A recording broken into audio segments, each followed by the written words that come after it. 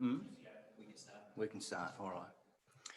Thank you, everyone. Thank you for attending our Infrastructure Services Committee meeting this afternoon on the 8th of September 2020. This meeting will be audio recorded and those in attendance should refrain from making any defamatory statements. There are to be no other recordings of this meeting without the prior authorisation of the committee. Thank you.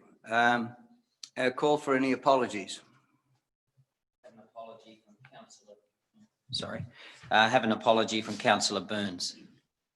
Okay. Do we have a move and a second for that, please? Moved. Those in favour, if you say aye. Against, the ayes have it. Declarations of interest. Do we have any declarations of interest? There being none. Any public participation?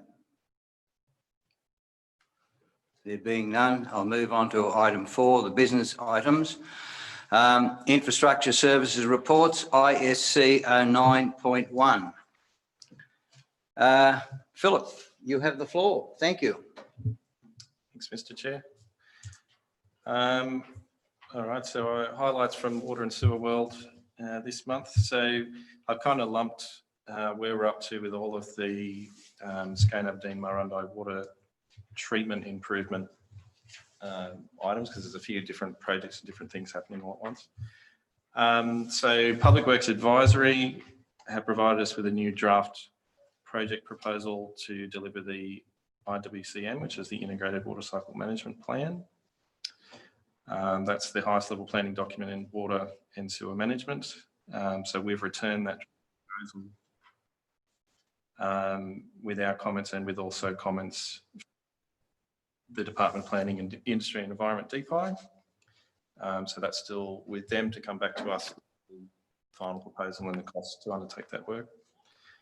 When the IWCM occurs, that'll take into account the recent boil water alert that we've had and the other supply and treatment concerns that we've had sort of over the last couple of years. There's been a few things pop ahead up that weren't necessarily covered in the earlier draft IWCM that we had done. The New South Wales Health are still going to facilitate a drinking water quality management workshop, which we don't as yet have a date on. I've been trying to chase Health on that, but I imagine they're probably busy with quite a few other things. We're proceeding with the UV pre-chlorination fluoride project. Hunter H2O are doing the performance spec for that, which will be part of the tender docs. So when we get that back, we'll be able to go ahead with the tender for those treatment improvements. That's about it. And the only other point I've got there is that once we go through all of these steps, and I know there was numerous ones there, that's where we're going to have eligibility to get funding via Safe and Secure for a full treatment plant or filtration treatment step. So it's very, very likely that that would be offered to us via that program, which would be 60% state funding to 40% council funding. Any questions on that before I move on? Yep. Okay, the Aberdeen Hunter River intake improvements. So GHD did an assessment of essentially what the problems are and what needs to be done.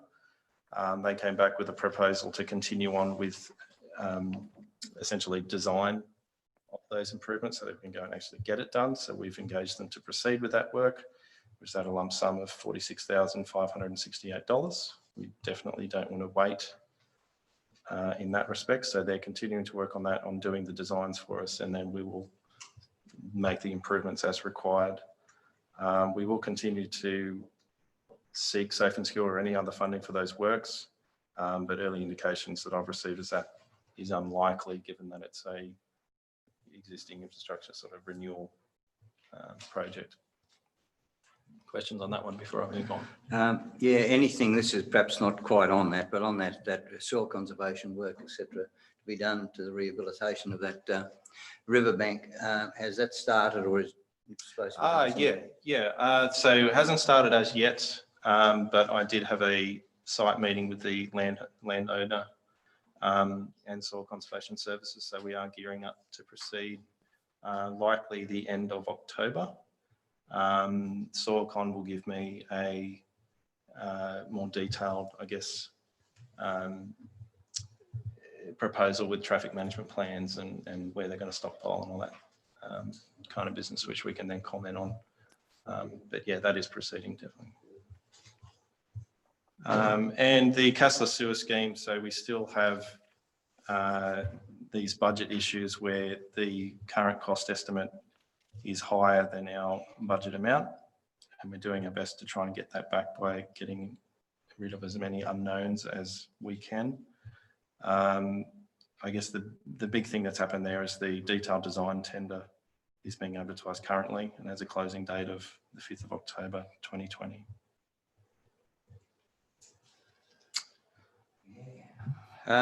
Boy, that's gone on. However, the detailed design tender means that things are progressing. So I guess we can tell the people at Castless that things are still moving. The question has been asked, is it going to happen? And I've said, yes, it will happen. But it's the funding side of things. Are we any closer to getting a definitive answer from the funding sources? At this stage, not. We're waiting on a response. There has been some back and forth between the project manager, Nalakshi, and our funding body, which is Infrastructure New South Wales. We haven't received a response from them as yet.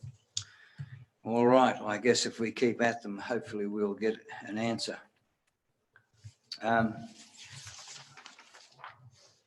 Thank you. Then we'll move over to page 5.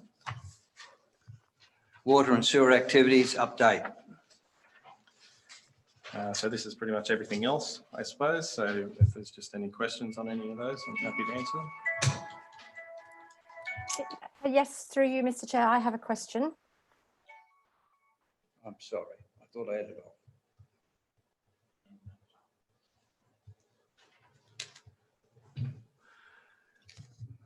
Mr. Chair, Councillor Abbott's got a question on Zoom. She's on Zoom. Okay. Thank you, Councillor Abbott. You have the floor. Thank you. It's with respect to page 9 and the renewable. I'm not quite there yet. Oh, sorry. I thought we were doing this. Okay. Okay. We're at 5, 6. No worries. Thank you. Just when we get to there, Sue, you certainly have the floor then. Thank you. Anything on page 6? 7?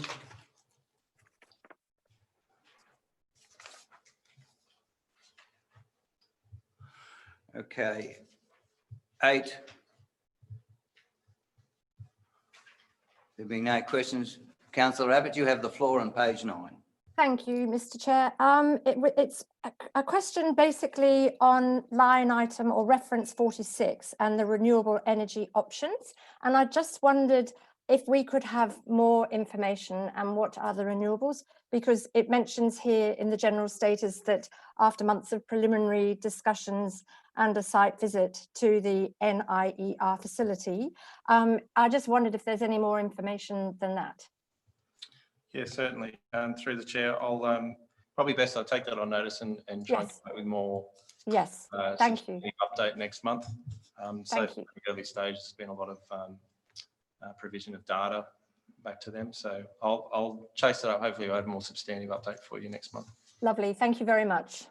Mr. Chair, on 47, Phil, Gundy Water Reticulation Concept Designs. We spent 22,000 on that to date. Is that right?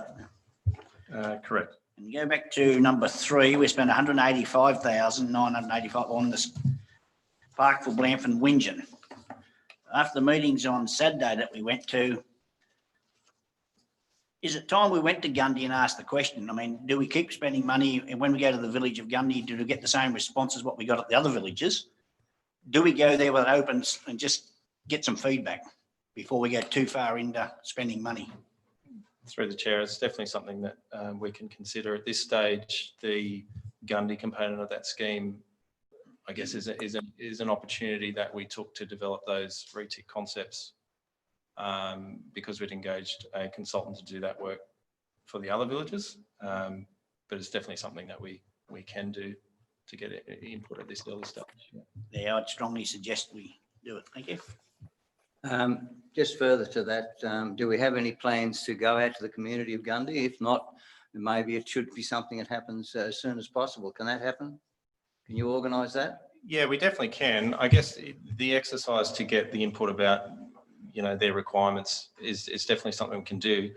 I guess the reasoning that we had to not do it similar to Winton, Parkville, Blandford is at this stage, there's not funding on the table. There's not the opportunity to deliver that scheme in the near future. So we didn't want to give, I guess, a false impression to that community that, this is imminently going to occur, but we can still definitely go out there and get that input. Yeah, I think it's important just to go out there and say, number one, are you interested? Number two, remembering it's going to cost. If you get a negative comeback on cost, well, you know that, hang on, there's not much use spending another 100,000. Yeah, look, I would agree with that to the Mayor on that matter, and I'd suggest that we try and organise a community consultation there and just say, look, put things on the table and say, well, this is what it possibly will cost, probable. What are your thoughts on it? Because Gundy doesn't have any water at all. So I would like to see that happen. Can you organise that, or do you want to put through a motion? Maybe we should put through a motion then. Okay, well, if someone like to move that? Yep, moved. Okay, that we go out as soon as practical to go out to the Gundy community with a proposal of the supplying water to them out there, and also some of the costs thereof. So you can word that up. All those in favour, please say aye. Aye. Those against, I think the ayes have it. Thank you. That Mr. just Chair. needs to go in with as an additional. I just want to clarify recommendation. something. Sorry, there, yes. Sorry, just to clarify, the Gundy is the reticulation design. So there currently isn't a proposal on the table in terms of getting water supply to Gundy. I just want to make that point. Yeah, thank you. Or maybe I worded it incorrectly. Would you word it correctly, please? So that will then go in as a recommendation, along with that the committee receive the report and note the information. So that'll be number one, and number two will be the motion we just spoke. Okay, so sorry. I'm sorry. Yes, sorry, through you, Mr. Chair. So what was the motion that we just agreed on? There's an amendment, is there? You can answer that, Philip. So my understanding is the motion will be to proceed with consultation to the village of Gundy in regards to the concept reticulation design. Thank you. Yeah. So that will be two. Number one will be the recommendation that the committee receive, which you have to vote on yet, receive the report and note the information. And then two will be that recommendation. So can we have then a mover and a seconder for ISC 9.1 with those two recommendations? Moved. Okay, those in favour, please say aye. Again, I think the ayes have it. Thank you. If you'd like to turn over to page 11.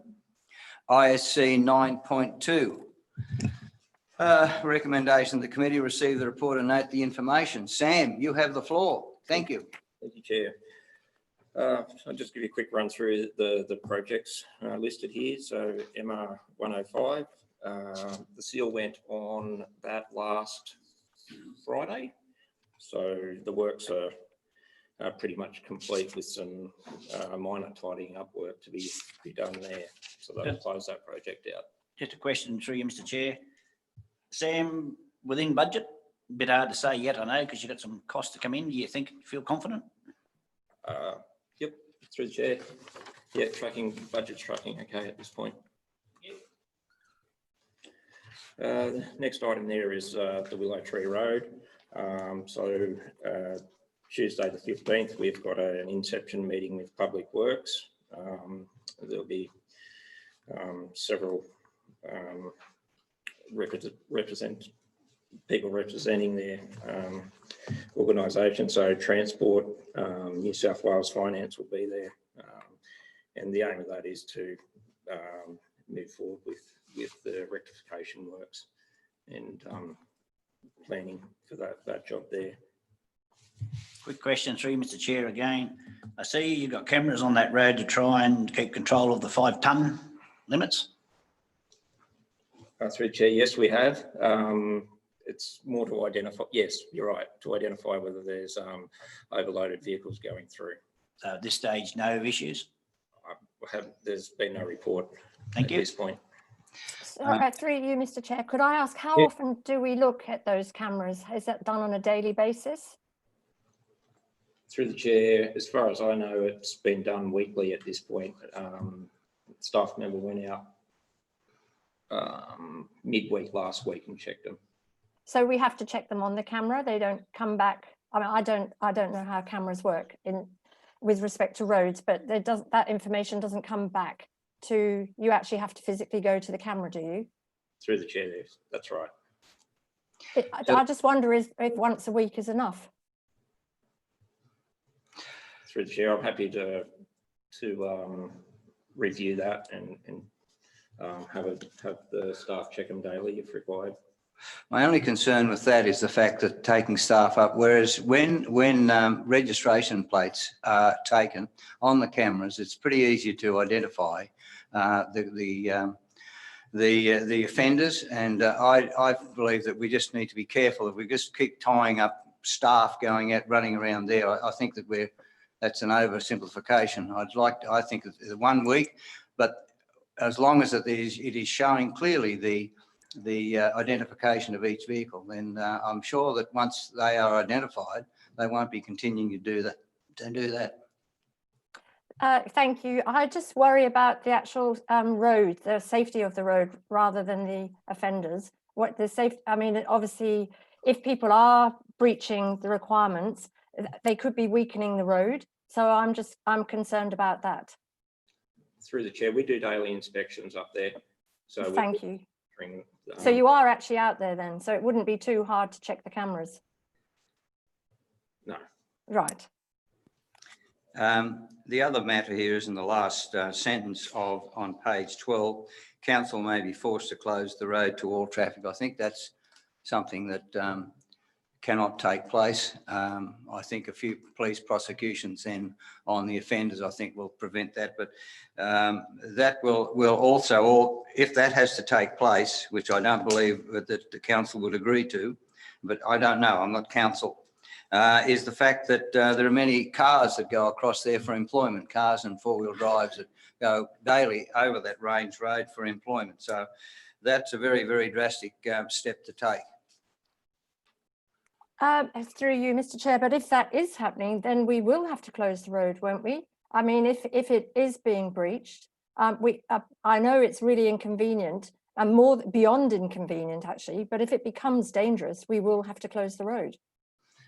Through the chair, I think the first step is to just assess whether those breaches are occurring, how many breaches, and then decide the appropriate response. We're just flagging that as a potential step that council may need to take. But yeah, I won't presume an outcome until we get more information. Mm-hmm. Thank you. Could I just, I missed asking on the Hunter Road, with respect to the 300,000 extra money that we needed for the minor design changes, where did that come from, that pot of money? It's not mentioned in this report, it was last month, but I'm just curious as to where that did come from. I remember that there had been a minor design change. Yeah, that comes through the R2R money, so regional roads. Thank you. Thank you, Sam. Keep going. Moving on to Bunnan Road. So where we're at there at the moment is we've got some final geotech back on that, and we're just finalising our pavement designs, and then we should be able to start constructing within a month or so.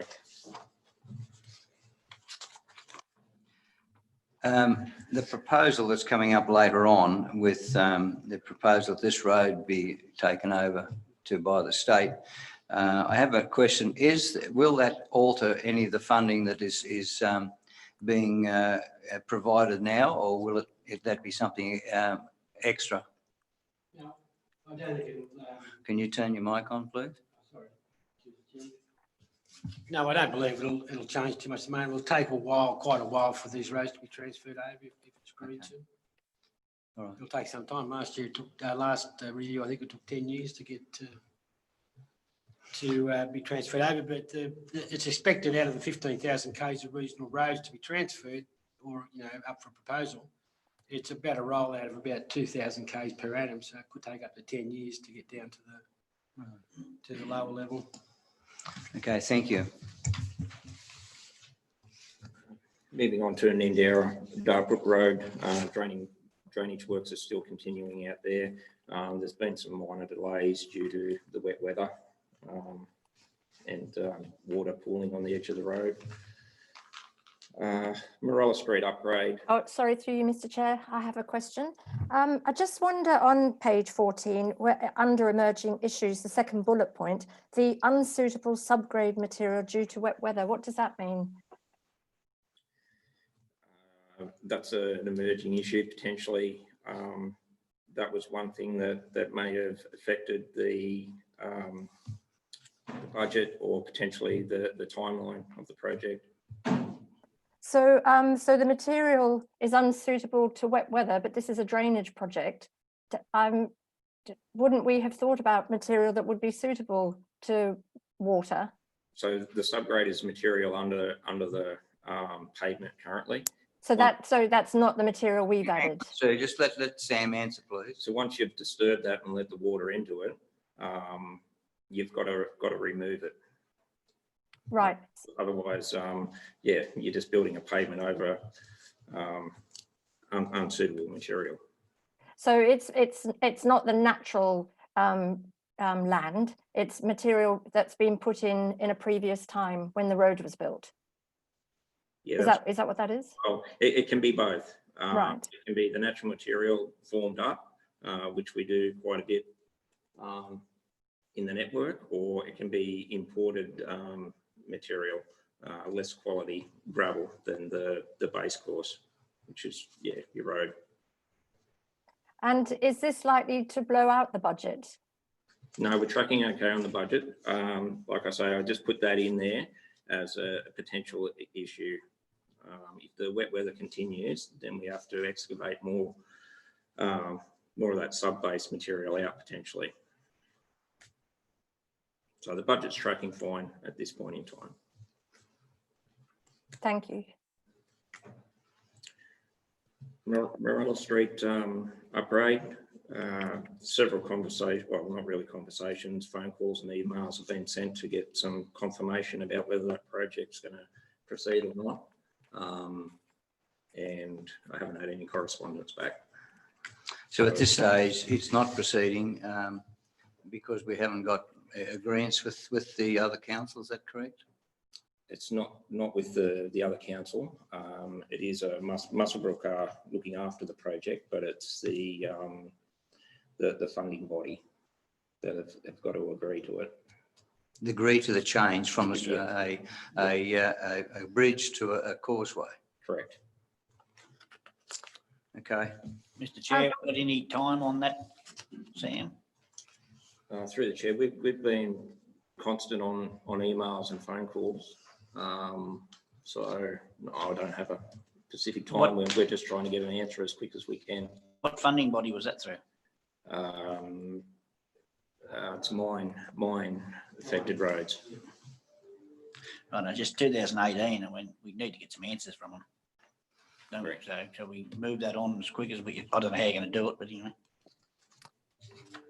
Through you, Mr. Chair, is Muswellbrook Council drawing up the deed? Who's doing the deed of variation? No, we actually put forward the variation Right. through Muswellbrook to the funding deed. Right. To the funding body. Yep. Yep. Yep. So Muswellbrook they haven't got anything to do with it apart from being part. We did this together, did we? As part of the funding. Correct. Yeah. Right. So we put the application, a joint application with Muswellbrook Council. And so do we get no information back whatsoever when you try and communicate with the relevant people? To date, I haven't.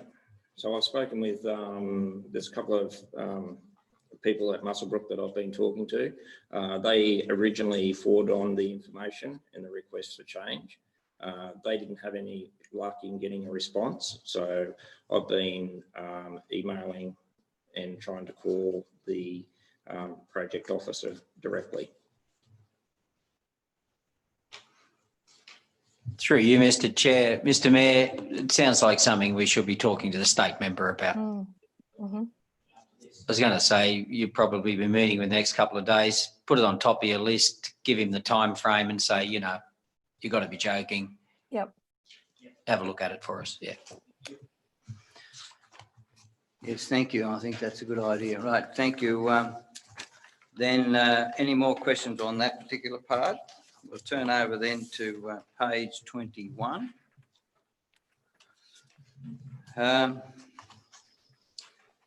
Reference 1 to 8. Do we have any concerns with that? I'd just like to mention on the item 6, I called in to the Merriwa Skate Park upgrade and noted that all the concreting works with the skate bowl had been completed, and got a very favourable email back from Elaine Sparrow, and said that she's a very, very happy lady that had taken place, and had just wondered whether the landscaping could be attended to by the council. So I guess we've got to talk to our Parks and Gardens people regarding that. But I looked at it, it will be really good, and I think it'll upgrade. And I think also it'll probably come up later in here. I also noticed where I think the toilets are going to be. They've got the block made out and marked there. So it's really happening, and it's very, very pleasing. So thank you. Through you, Mr. Chair, I'm just curious what the red flags are on that page. Why is their progress status listed as red flags? Especially given you've given such a glowing report of the skate park. So through the chair, that's our timeline. So Right. we're getting towards the end of the project, and some of the activities are probably dragging on a little bit longer than they should. So we've just put red flags in there just to make people aware that,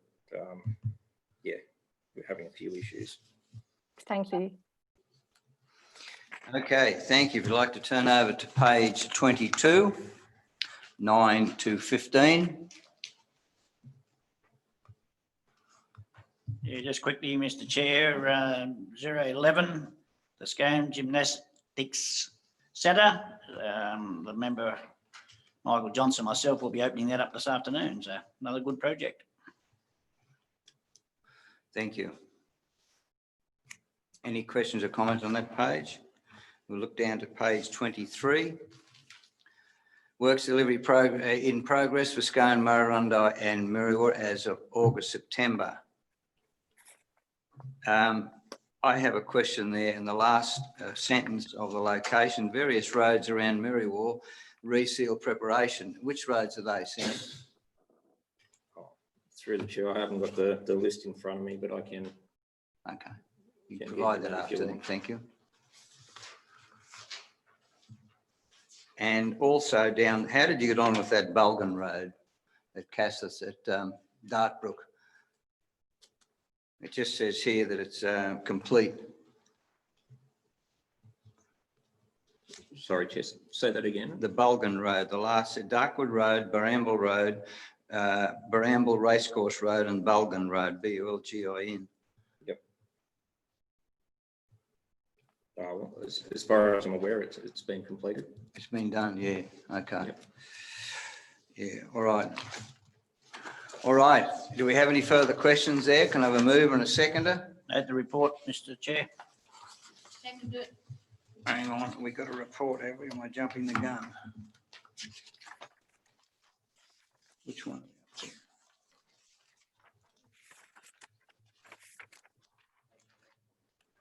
Page which? Page 11.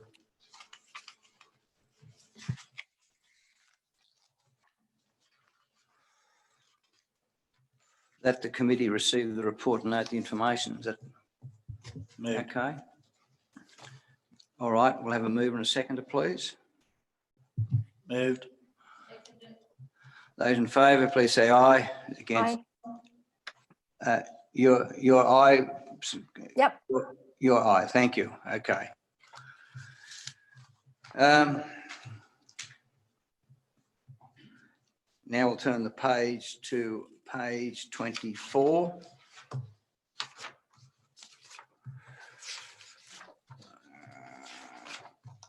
changed that. Page 24, ISC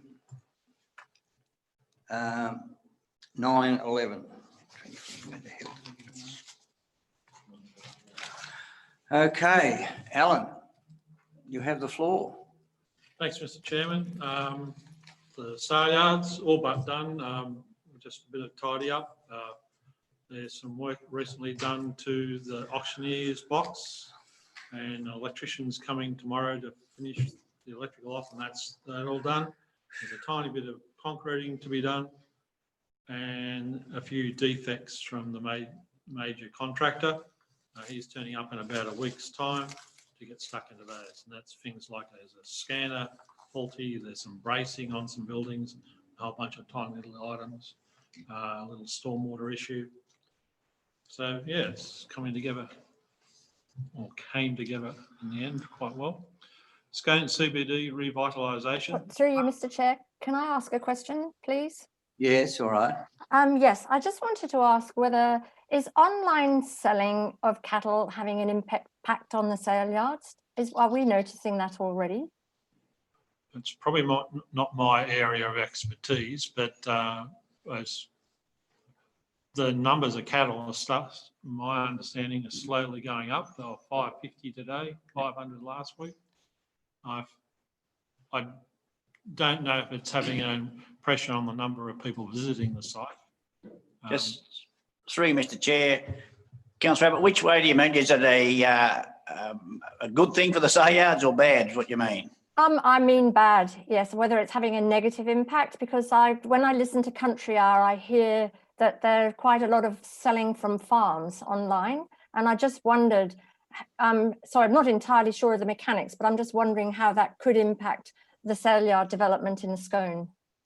Yeah, there's two different things. There's sell online, which a lot of farmers do buy, but this particular online is only at the sale yards on that day. Right.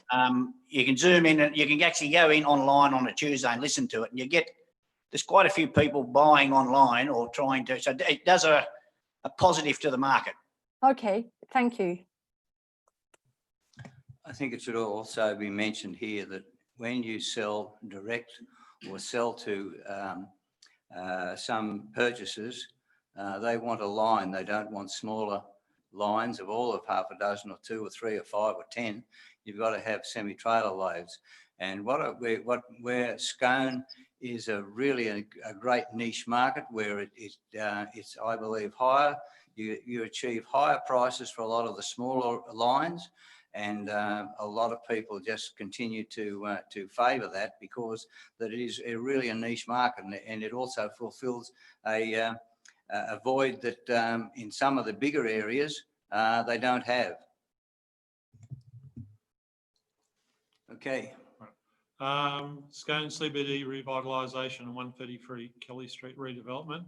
In previous months, we've reported on those items as being all part of the Scone CBD project.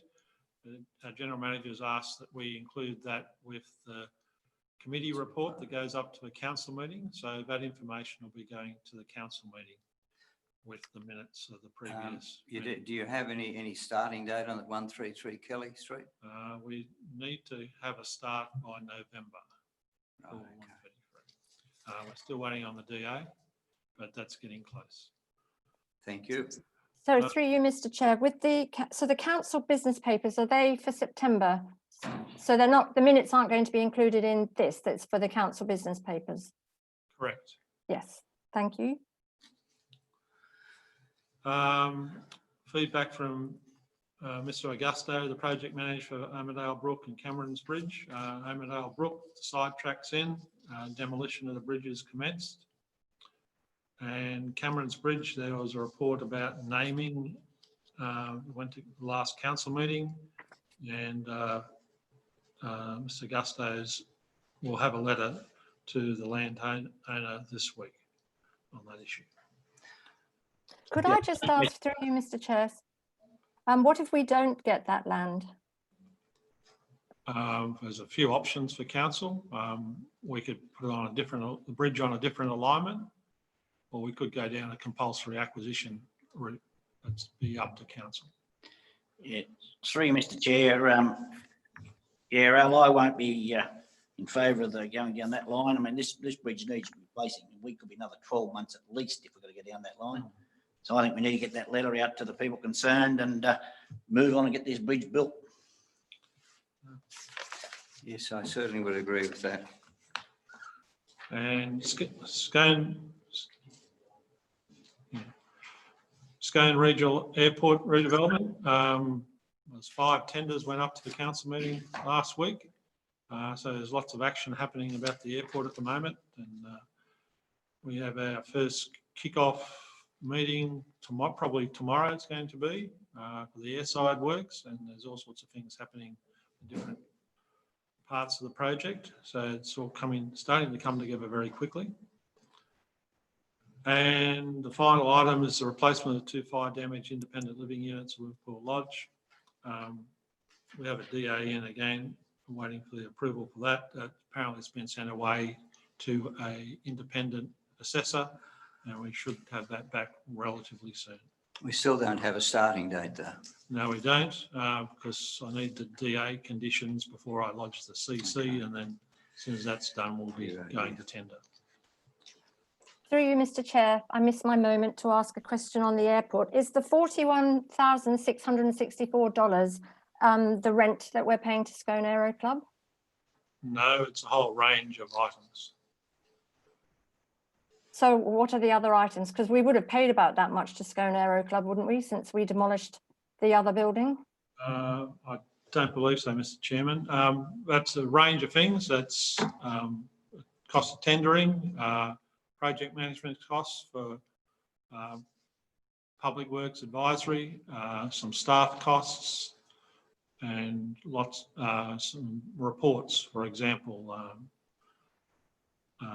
independent financial reviews and the like.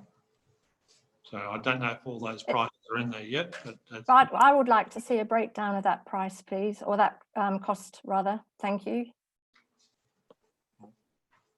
taking it on board, Mr Chairman. All right. Thank you. I just wonder whether we're going a bit too far there. We want to get them done. Anyway, you requested that, so be it. Take that on notice then, Alan. Thank you. All right, I think we need, anyway.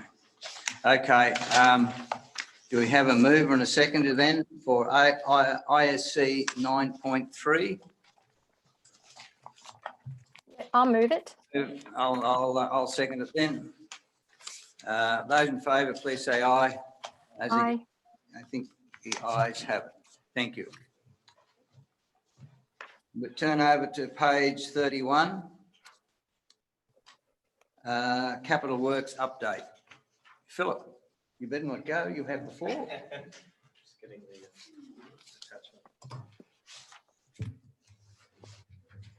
attachment. Yes, so I guess we'll go through the attachment that's been provided to the committee.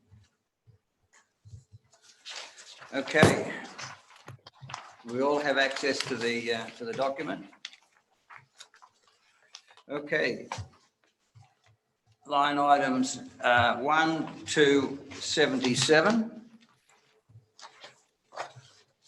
you have any questions or comments on that page? My eyes must be failing me even further, but we seem to be getting smaller in the font. I'm just wondering what's happened. Mm.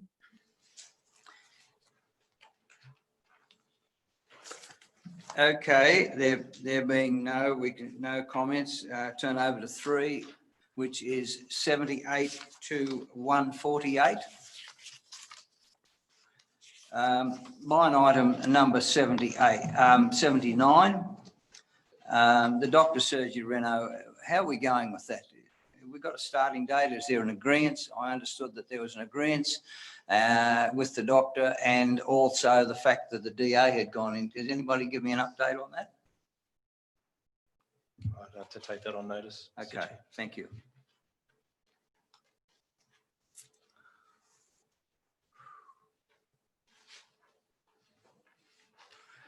And Oh, sorry, yes, I'd like to mention the Aberdeen Way Bridge at 111.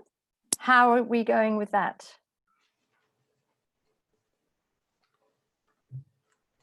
Sam, do you have any comment on that? That'll have to be taken on notice. Okay, yeah. Mr. And also Chairman. 112, the Mr. Chairman. waste. I'm sorry. Gavin McKenzie has been helping with that Weybridge project. He might be able to give you some input. Okay, thank you. Bring the microphone a little closer to you. Concept designs are being worked through for the Aberdeen Weybridge. That's where that. Okay. All right. And 112, the Waste Mary War upgrade stage 1. That hasn't started, or is the plans in hand to have that done? Sam, do you know anything about that? So Marywood, stage 1. 112. Similar. Yeah, the waste there's a transfer concept station. Design. Okay. Well, sorry, Mr. Chair, we are talking about the waste transfer station at Maryville. Mhm. Yeah, so in the last 6 weeks or so, there was a fair bit of ground investigation done and some geotech design for pavement. We're working through adjusting the concept now to make it something that's practical for us to build at a reasonable cost. And that will take place at the Marywall Waste Facility now on that land, or a separate land? Correct, Mr. Chair. Okay. All right. Thank you.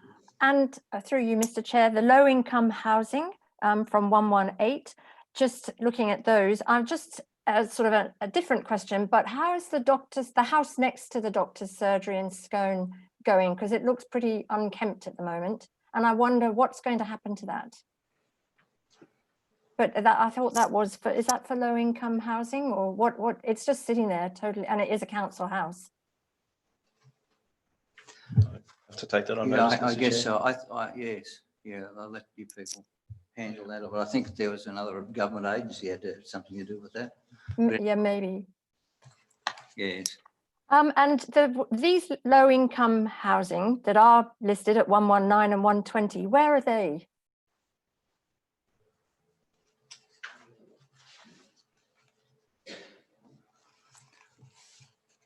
I don't know. I'm not sure they're called low income housing at Marywall, but I know there are some houses there that are rented out, so I'm just not sure what the story is there on those. Yes, I just wondered, where are we replacing floor coverings and housing air conditioner? I'll have to take that on notice, Mr. Chair. I'll get Thank back you. to you. Thank you. And 133 Abbotsford Park, Wingeon new toilet block. Is that progressing, or is it waiting for some other plans? Waiting on final approval from the funding body. Okay, all right. And through you, Mr. Chair, with respect to that loo block, are we looking at composting toilets? What sort of toilets? No, they'll be enviro friendly. They've got the enviro friendly tanks on them. Is wide. I'm not entirely. What are enviro friendly tanks? As far as I'm aware, they will not. I'll take that one on notice. Thank you. I just wondered why we wouldn't think about compostable loos, because they don't use any water, or I don't think they use very much anyway. Through the chair, I've installed them before and they're not very successful. Okay. Yes. Okay, thank you then. We'll turn over the page 427, which is line items 149 to 215. Questions or comments on that page? Through you, Mr. Chair, the tree planting, when are we starting that now? It's spring? Which line item is that? It's line item 176 and it covers Scone, Aberdeen, Merriwar and Murrurundi. Through the chair, yes, the trees have been planted. There's actually, the trees have been ordered.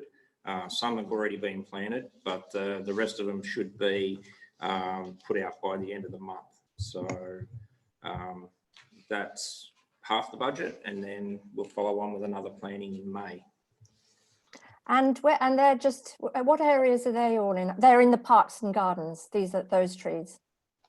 Yes, that's correct. So Did we have a lot that died? Did a lot die during the drought? During this last summer?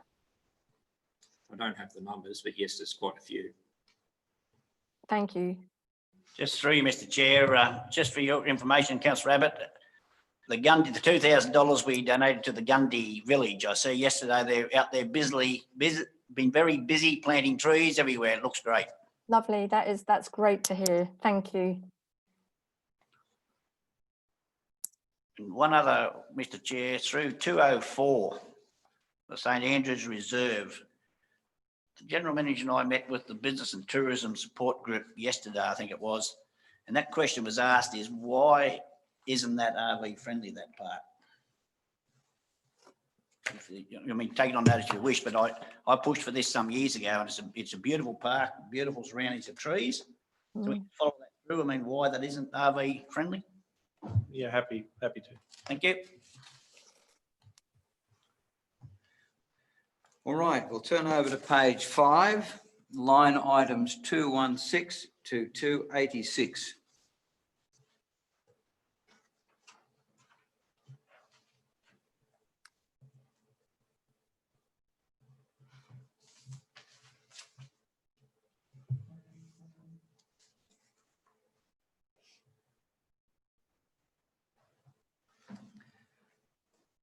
The 238 Merriwar upgrade barbecue area. Do we have any further information on that? I thought that was approved. Was there any reason why that hasn't taken place, or is it still waiting on approval? Can someone help me out on that? Through the chair, waiting on approval. Thank you. And through you, Mr Chair, with the Merriwar and the Scone disabled steps, which is great that they're being covered by council.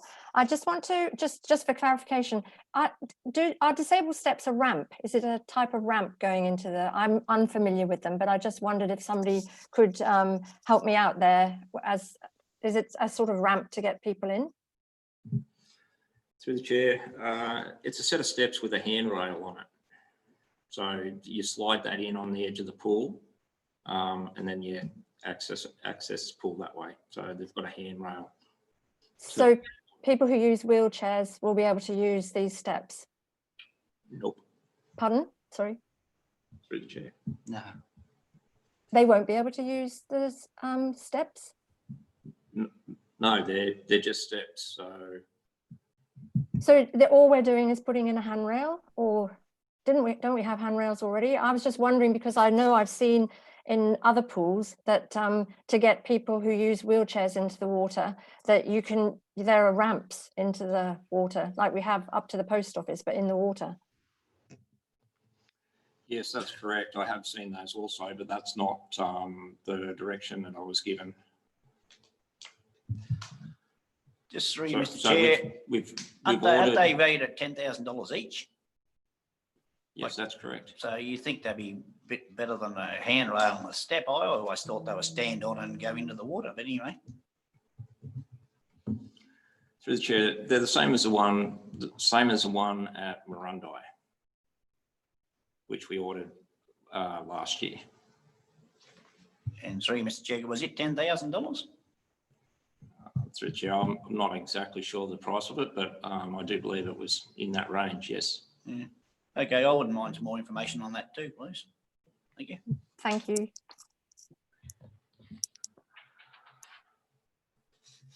All right, anything further on that page?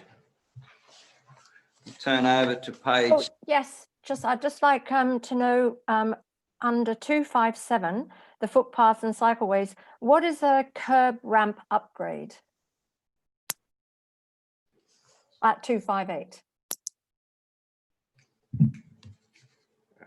curb ramp. So the curb, the ramp, so the pedestrian crossings, so the approaches to the curb. So like pushchairs and wheelchairs can go up them. Yes, that's right. Thank you. All right, let's turn over to page 6, please. Line items 287 to 360.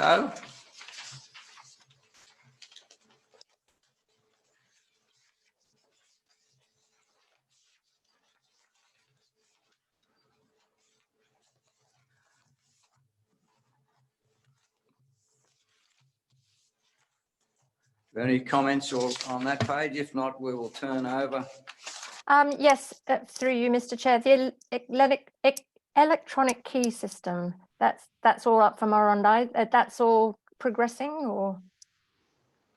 Through the Which chair. line item is that, Sue? It's 329. So through the chair, the last update I got of that is the water supervisor in Marondi is still trying to chase the suitably qualified electricians to do that work. I'll continue to chase that up because we wanted that. That's the app data filling point in Marondi. We want that up and running before summer, so we'll chase that up. Thank you.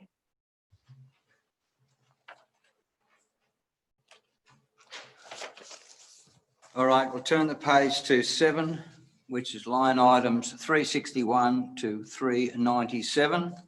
Final page.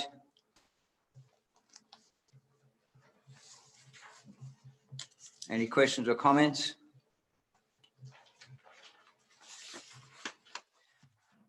There being no further comment, I'll ask for someone to move ISC 9.4.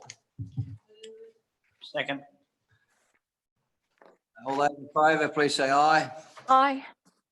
Those against, I think the ayes have it. Thank you. I'd like to turn over to page 37, ISC 9.5. Philip, you have the floor. Thanks, Mr. Chair. There's not a terrible amount to talk about here other than consumption still is down, which is good. How much is attributable to the water restrictions, how much is that we've had more favourable weather conditions is, I guess, up for debate. But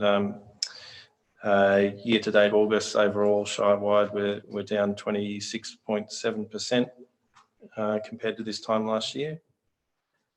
And for the month, we're 31% lower than the same month last year. So tracking well across all centres, with the exception of Marondi, which is slightly higher, but you'd expect to see that. Mm-hmm.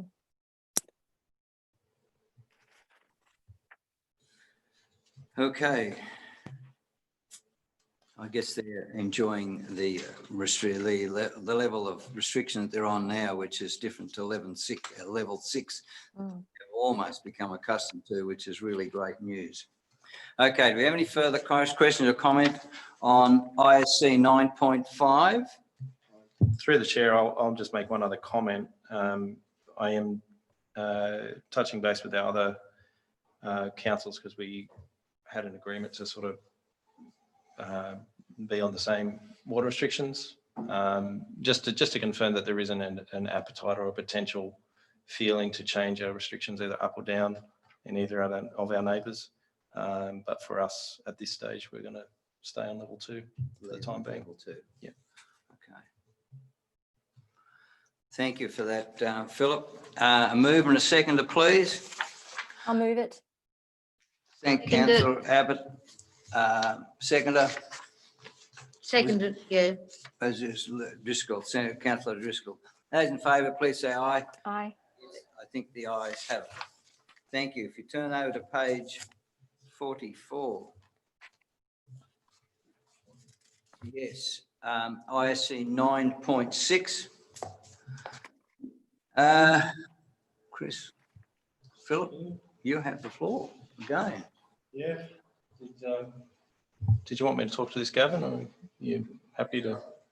You're probably closer to the projects if you want to. Well, I don't mind you make some comments if you wish.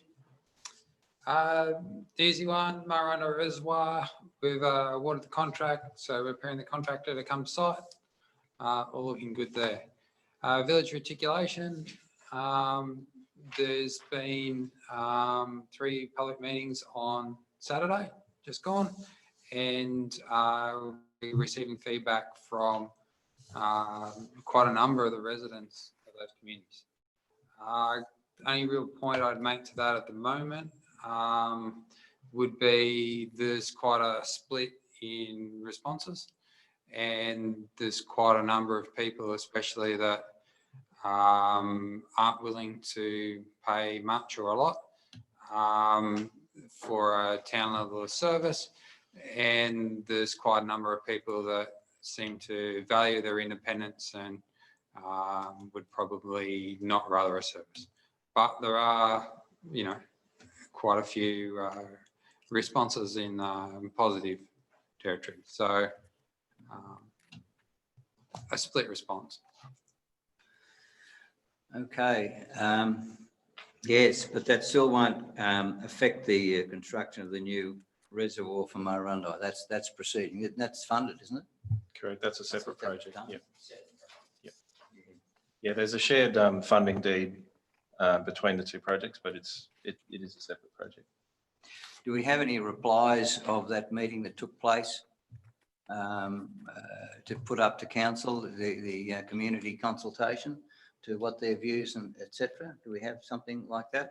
Through the chair, yeah, we'll collate all the responses when we get them back. We're still chasing a lot of the written feedback from residents, and we'll collate that together and review and provide that back via the infrastructure. Would that services. then go up to the next council meeting? Would there be time or not? Mr. Chair, we've asked for responses back from community by the end of this month, so Okay, that'd be the October timing anyway. for the October. Yeah. Okay, I think that's very important anyway, that those responses be noted and put in our business papers so people can see in their public document. Yeah, okay. Through the chair, would the preference be for that to come back to the committee or straight to the council meeting next month? Is there a What do you preference? think? Mr. Chair, for something as important as that and for community consultation, I'd be putting it straight up to council. The mayor attended the meetings, whether he wants to provide any feedback, but I don't think anyone should be surprised from what was said. No one's going to stick their hand up for 20 grand. Okay. All right, thank you. No, just Mr. Chair, yeah, I attended the meetings and we had a good roll up of probably 20 odd at Blandford, probably 30 to 40 at Wingen, and probably 30 in Scone. And I certainly walked out of the whole 3 thinking that that wasn't very successful meetings and a great way to do it. But when it comes to dollars, as the GM said, I think you're going to find it very hard. Is it correct, or can anybody tell me it is correct that many of those villages have more or less their own water supply? Would that be a reason, quite apart from the cost thereof? And the cost that was suggested, is that perhaps a normal connection fee? Can anybody tell me that? With other councils, do you know? Through your chair, yeah, the 20 grand, it's interesting wherever you sort of do it. Basically, it gets down to the number of connections because there's just certain fixed costs when you do things like that. So you've got more assessments to spread it over, the unit or individual cost comes down. The numbers of connections down there are not what I would call large, so it was always going to be expensive. You might have some capacity subject to a council approval to remove or lessen the impact of headworks charges, for example. But at the end of the day, the bulk of the cost is the cost. And if those residents don't pay for it, all the other users in your water fund will pay for it, and they won't be real happy once they understand how that works. These are difficult things because you'll always find someone in a street who thinks it is a good idea, will add value to my property. But as a general rule, when you're talking 15 to 20 grand and you've been independent with your own water source for a long period of time, I haven't seen the sort of cohort there, but I would imagine there'd be a lot of pensioners in those 3 towns. So 15 grand for a pensioner, 20 grand for a pensioner, that's serious money. And if you've been independent on your own water source, other than the last drought, you know, people get used to that. And there are people who even prefer rainwater to town water. So it's these ones are always difficult, but if anyone's thinking you're going to get a majority of people on side, I can tell you, I have never, ever had that experience when you look at something like this. Yeah, Mr. Chair, just to go on to Blandford, for instance, there was a comment up there, Phil, I think someone said there was 12 or 14 wells in the little village of Blandford. So why they'd ever hook onto town water, I do not know. Yeah, that was a common theme of the sessions, was a lot of residents who, even in the last drought, didn't have an interruption to wherever they ordinarily source their water from. So there was a mix. Some people were impacted, but other people, you know, are of the opinion that if they've survived that drought, they'll survive the future ones, and they don't need it. Yeah, well, look, all I can say is the result of Merriwa is the fact, I know this has got nothing to do with Merriwa, but Merriwa has an independent town water supply tap or pipe that you can get water from. I think the take up of that was very, very small, because basically in Merriwa, as in a lot of places, they've got underground water. And that's one of the reasons that, of course, Merriwa and Cassilis has been insulated from the last drought, because they've been connected up to town to bore water for many years, and the supply is very, very good, which is a bonus to those that can source it. I have to agree with that. I've done so many divinings in the last 12 months. So there's a lot of water, a lot of bores around. Yeah. Yeah. Thank you. Okay, do we have any, so that report will then, when it's brought in, it'll be collated and it'll come up most probably to the October meeting. Okay, do we have any other further comments, Philip? Anybody else have any questions? Okay, I'll move ISC 9.6 that the committee receive the report and note the information. I think that's awesome. Move, Mayor. I'll second it. Seconded, Councillor Driscoll. All those in favour, please say aye. Aye. I think the ayes have it. I'd like to turn the page now to 48, ISC 9.7. The purpose of this report is to provide an update on the Wilson Memorial Oval upgrade. Gavin, you have the floor. Assisted by Philip, I think. Thank you, Mr. Chair. Essentially, we worked through over the last several months all the different options and checked pricing to make a reasonable outcome for replacing the amenities building and the grandstand at Wilson Oval. Under the budget we had, we couldn't do that in a reasonable manner. Is to the short of it. There's options for going forward. They rely on being able to supplement this project. Yeah. So what is the final project cost? I think if I read over here, it's pretty high. To get correct? Mr. Chair, can I sort of answer that in two parts? Yes. To get a functional amenities building, essentially, we're around the 700,000. Without that, there's not much that makes a lot of sense anymore. If we're going to build a reasonable grandstand to go with it, the cost, the estimate is another 60,000. Depending on the exact lighting design, mid to high 200s. So I think we said here 275 for an oval this size is a first order estimate. Just through, Mr. Chair. Upon further investigation, is mentioned there a few times, do we need to get better at investigating before we go out and get costings and grant funding? Through If the that's me to chair, answer, is it? No. through the chair, that's always something that comes up, and a lot of time, as I'm sure committee members, councillors will be aware, depending on the grant funding that's available when they come up, sometimes your time frame to put those prospective projects up is quite short. So yeah, it's always the more detailed, the more accurate our estimates are, the better. But sometimes you're working in timeframes Yeah. that don't allow that to occur always. Yeah, so, yeah, through you, Mr Chair, yeah, I think that's fair enough, but maybe we need to look at it, if we consider it's 500, maybe we need to put in for 600. We seem to always be short at the end of the tunnel when it gets to doing a project. I'd say on that point, there's in the front end of a project manager might call the front end, in the preparation before you come to an owner with a plan. There's many months worth of work, and on a project like this, probably $40,000 or $50,000 worth of design, architecture, etc. That's the reality of the preparation. So just through you, Mr Chair, again, like the lighting upgrade, I mean, was it that hard to find out that the power's not good enough to do? Like we're going to be dollars and dollars and dollars short to get that power upgraded. You wouldn't think it'd be that hard to get that sort of thing first up. Mr Chairman. Yes. Gavin's done a lot of work in the preparation of the information in this report.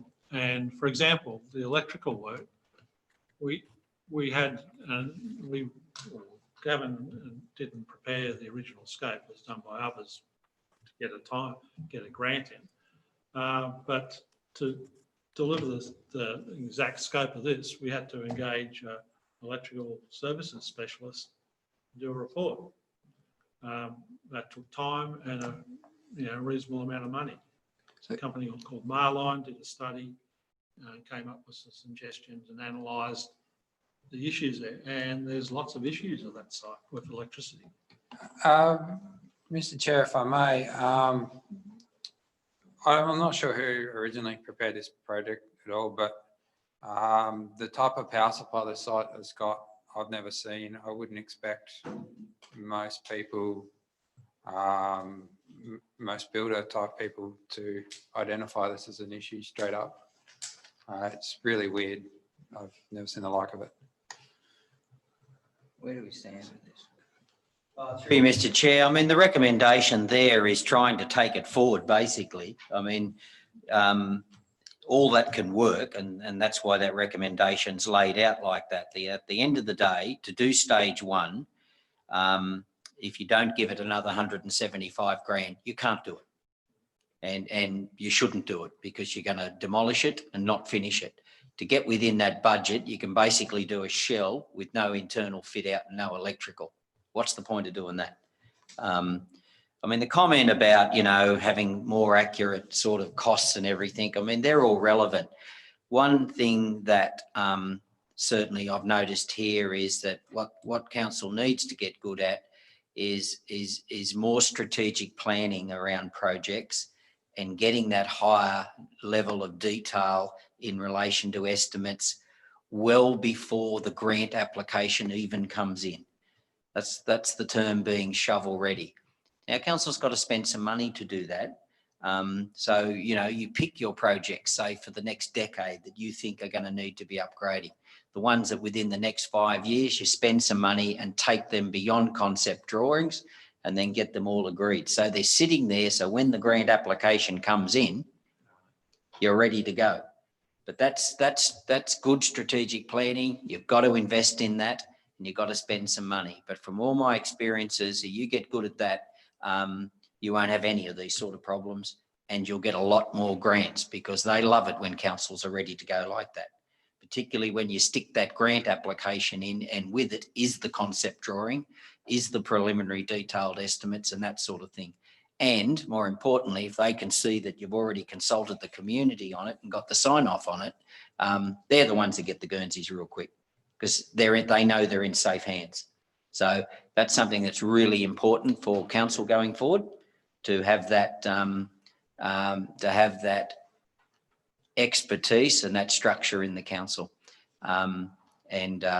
I'll make sure I leave that in my notes for the new general manager as to my observations, as I always do. But I think that's a real important one. It's good for staff, it's good for the council, and it's good for the community. So that's what you need to happen. And then in theory, you don't sort of get into these situations. Point is, with this one, you are there. So that recommendation allows it to go forward, subject to one thing though.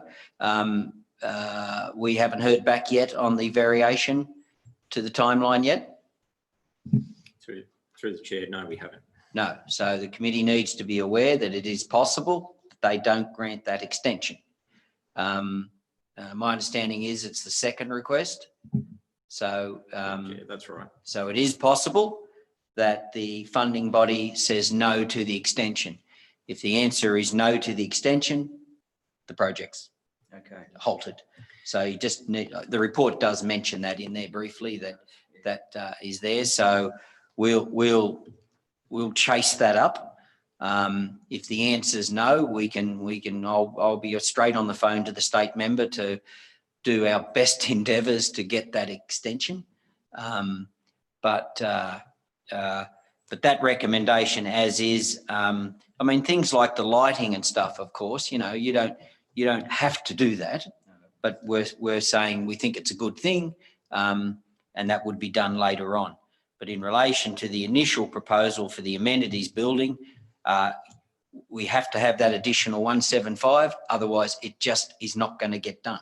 It's not going to get finished in the form that I know the users will expect, and that is a usable, ready to use amenities and training room and all the rest of it. So that recommendation, subject to the extension, will get you there. But Does just that include point 4 too? well, point 4 is saying, I'm not sure what commitments you made to the group. I think the grandstand's important. I'm sure the local group wants both those things done. But particularly with the 60 grand for the stage, of course, for the grandstand, because the one that's there now, in fact, I don't think you're even allowed to use the one there now, are you? It's unsafe, isn't it? It doesn't look real flash, I know Through you, that. Mr. Chair, it's still in use. It's Still in use, yeah. It's not a particularly It safe facility. It doesn't look like it should, but anyway. So I think that's important. And the lighting upgrade, sure, that's just a further stage. So that is something you can consider. As I say, I'm not sure what commitments you gave down there, but what's in that thing, I think, is basically the full original proposal that they thought they were going to get down there, and it would all seem worthwhile. But that recommendation, Mr. Mayor, to answer your question, will get you there, subject to the extension approval by the funding body. So except for that extension, the actual 4 will, the points 1, 2, 3 and 4 inclusive will actually get the project up to where it is, except for the power. No, if you approve that recommendation, that's everything, including the power. And it has been funded. The funds from taking it from the local roads and community infrastructure and those ones. So Yeah. the extra, they have actually been agreed to. No, the local roads and community infrastructure fund, you'll remember we dealt with it at the last council meeting. It's going up to your next council meeting. You approved the Regions for Regions funding, Right. and then we had that other one, but we said we'll refer that to the September meeting of council, which is that one. So there'll be other projects, and that, from memory, that total program is about 1.2, 1.3. So they would be just line items within that thing. So that'll be going up to your thing. So council's got to sign off on that anyway. But what this is saying is the 175, the 60 and the 275, that we will have, if you adopt this, we will have that in that program for sign off for that total program, plus, a range of other recommendations for the local roads and community infrastructure fund. That will go up to the next meeting of council. If you pass this today, it'll include that. So, and all that will get you there on where you originally wanted to go, but it is subject to the approval of the original funding body to extend it by, I think we've asked for 6 months or 7 months, whatever it is. and 9 months, and that's the expected construction period. Okay, we're all clear on that now. Gavin, do you have anything further to add? No, Mr. Chair. I do, Mr. Chair. Just note that the first point is that the very first step is that we develop a better project plan before continuing as well. So endorsing the recommendation as it is now is also endorsing that that's the first step that we do before anything else. Okay, but well, to get to this stage, what plan did we have? Not enough of one. Through you, Mr. Chair, can you move closer to your microphone, please? That's me. I'm sorry. I'm Yeah. using the voice that Thank you you. a long, long way away. Thank you. Well, I've always been one for planned development. Is this going to hold up the project though? Through you, Mr. Chair, when you say what will hold up the project? Well, the point one, develop a robust project plan. So really but how it's going to happen, that's what we need to get. No, Mr. Mayor, the robust project plan, if you approve this, it will be in place. It should have been in place. Mm. This is just highlighting the fact that it's important and it probably should have been there and it wasn't. So it's just, I'm reading that as an acknowledgement and just making it clear that if you do approve this, there will be a robust project plan put in place. Good. If you approve it. That's really what it's saying. Right, okay. Thank you, Mr. General Manager. I thank you for the Mr. Mayor. However, I'm sure the Mayor down there would not approve of such a statement to me. Thank you, being facetious. Anyway, look, are we all clear now on what we're going to vote on? These four, and it's the General Manager has explained how it's going to happen. And so we all happy with that? Yes, I'm happy with that. As subject to approval of the original funding body. Yes, yes. Moved. Yes, and I second that. But with that written into But I the think, motion. yes, we've got to wait until we get that back. All right, all those in favour, please say aye. Aye. So just to clarify, we will be putting in those words, won't we? Subject to approval of the original funding body. Through you, Mr. Chair, that's already in there in item 2. Oh, yes, thank you. We must get a successful variation, and that's what they call it. It's an application to. Thank you. Yep. Thank you. Well, that's very good. So it's moved and seconded and passed. So if you'd like now to move over to page 56, ISC 9.8. Sam, you have the floor. Thank you, Chair. So this report is just to basically outline what works were completed in the last financial year as far as gravel sheeting, pavement and the rural resheet.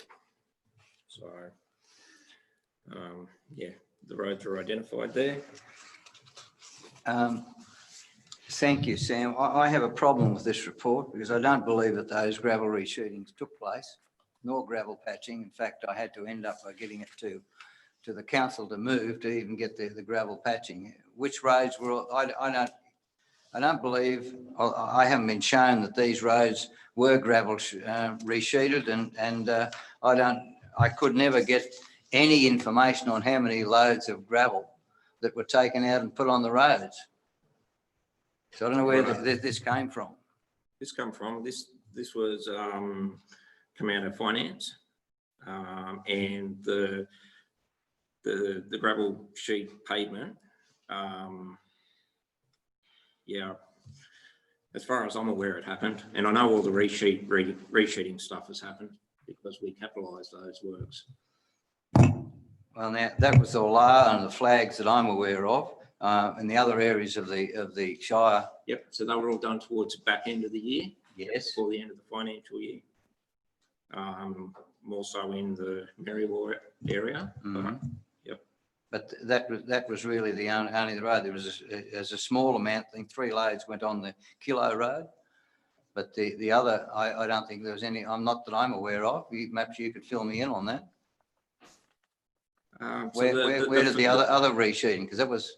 So the first block that is gravel patching, so that's a load here and there. It's not a full resheet, so No, just go, that's 0 all to that- 500, maybe one load, maybe 3 or 4 Yep, loads. yep, that's right. Yep. But which other roads had that? All those roads listed on the top section there. Task 308. All that gravel sheet pavement. I would like to agree, but until I'm, maybe some of, with the Waverley Road, there was gravel put on that. Is that right, Mr. Mayor? You'd be closer to your area. What was put on the Waverley Road? Mr Chair, I don't spend all my life driving around roads, but was Waverley Road on that top one? It's not on the top one, it's in the second section. With It's on page 57. Yeah, but you're going down to the next one down. Yeah, I do believe there was some patching on Waverley. Yeah. Okay, and the mountain station? So they're just spot patching up there. Right. Okay, well. Yeah, I think, Mr Chair, I can see where we've done 26.8 kilometres of actual resheeting, which is not much over the amount of road we got, but that's what the budget's allowing, I suppose. that would include that the Flags Road and the Wallar Road, because that was the only large sheeting that we did out there. The rest of it, I don't think was hardly put a load of gravel on. No. Cooper Bulgar, Yes. we did 4 Ks on that section of road. Okay. Yeah. Right. Okay. So we got that out of. And Sandy that would Tone's also kit. mean that Glenroy Road. Glenroy Road. Glenroy. It's not on there, No, but you did something with that though. it might have been a little bit of spot patching there that I haven't picked up because I based it on spending Okay. with That's the fine. gravel sheeting. Yeah. It was over $2,000 and I included it in All right. as completed works. All right. Any further questions or comments on ISC 9.8? I do have concerns with it for our next year, and it just comes back to the same problem. We are expecting our engineers to resheet when there is not a budget there for them to do it, and that is something that I think we as all councillors have to take responsibility for letting it go through like that, and me especially.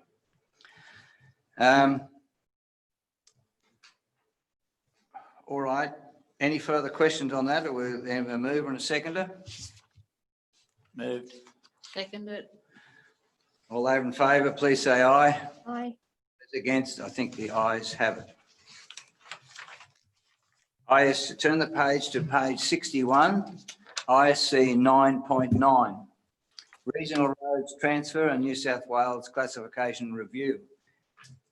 Jeff, can we hear from you? And we'd like to pull your microphone up a little closer, please. Thank you, Mr Chair. This report's about trying to develop council submission for to the Regional Road Transfer and Road Classification Review. It's one of the most difficult reports I've had to write over the past 2 or 3 years. There's some issues here that will need some consideration regards work, staffing levels, and what we do hand back to the state government for their management. So there's a report on one side which is in the business paper, and I've also passed around a bit of a PowerPoint presentation that I thought might assist the committee in understanding what we do on our regional road network at the moment, and how much we spend. So if you'd like me to go through that, I will. What's the feeling of the committee? Would you like to do that?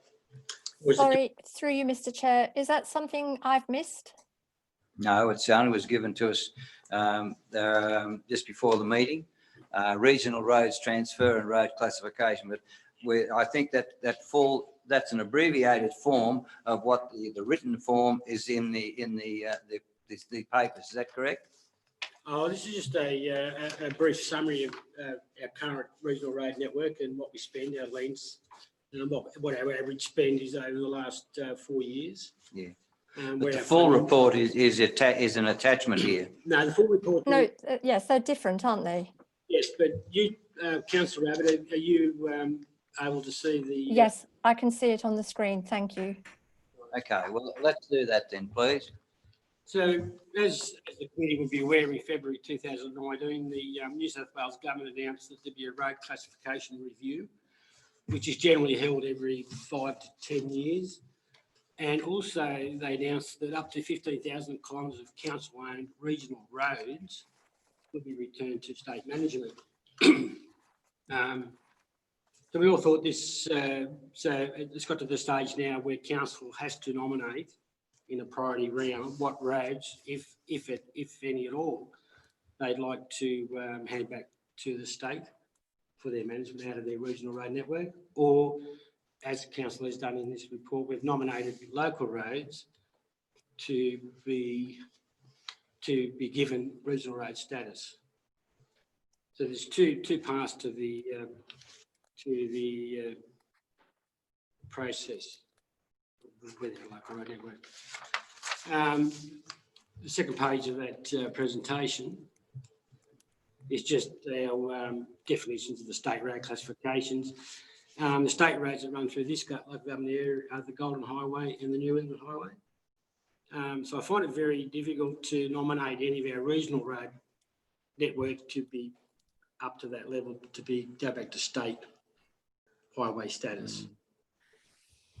We'd hardly have any, would we?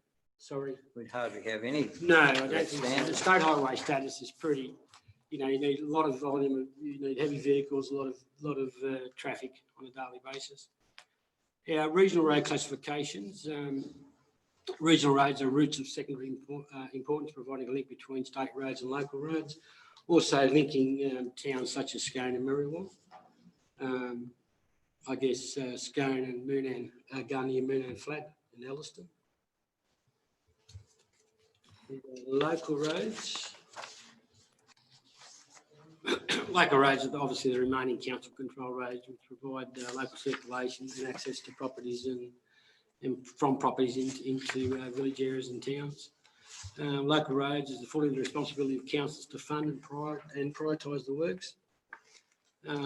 Local roads, as you know, are eligible for state and federal government funding to support maintenance and capital works programs, renewal, upgrade and expansion.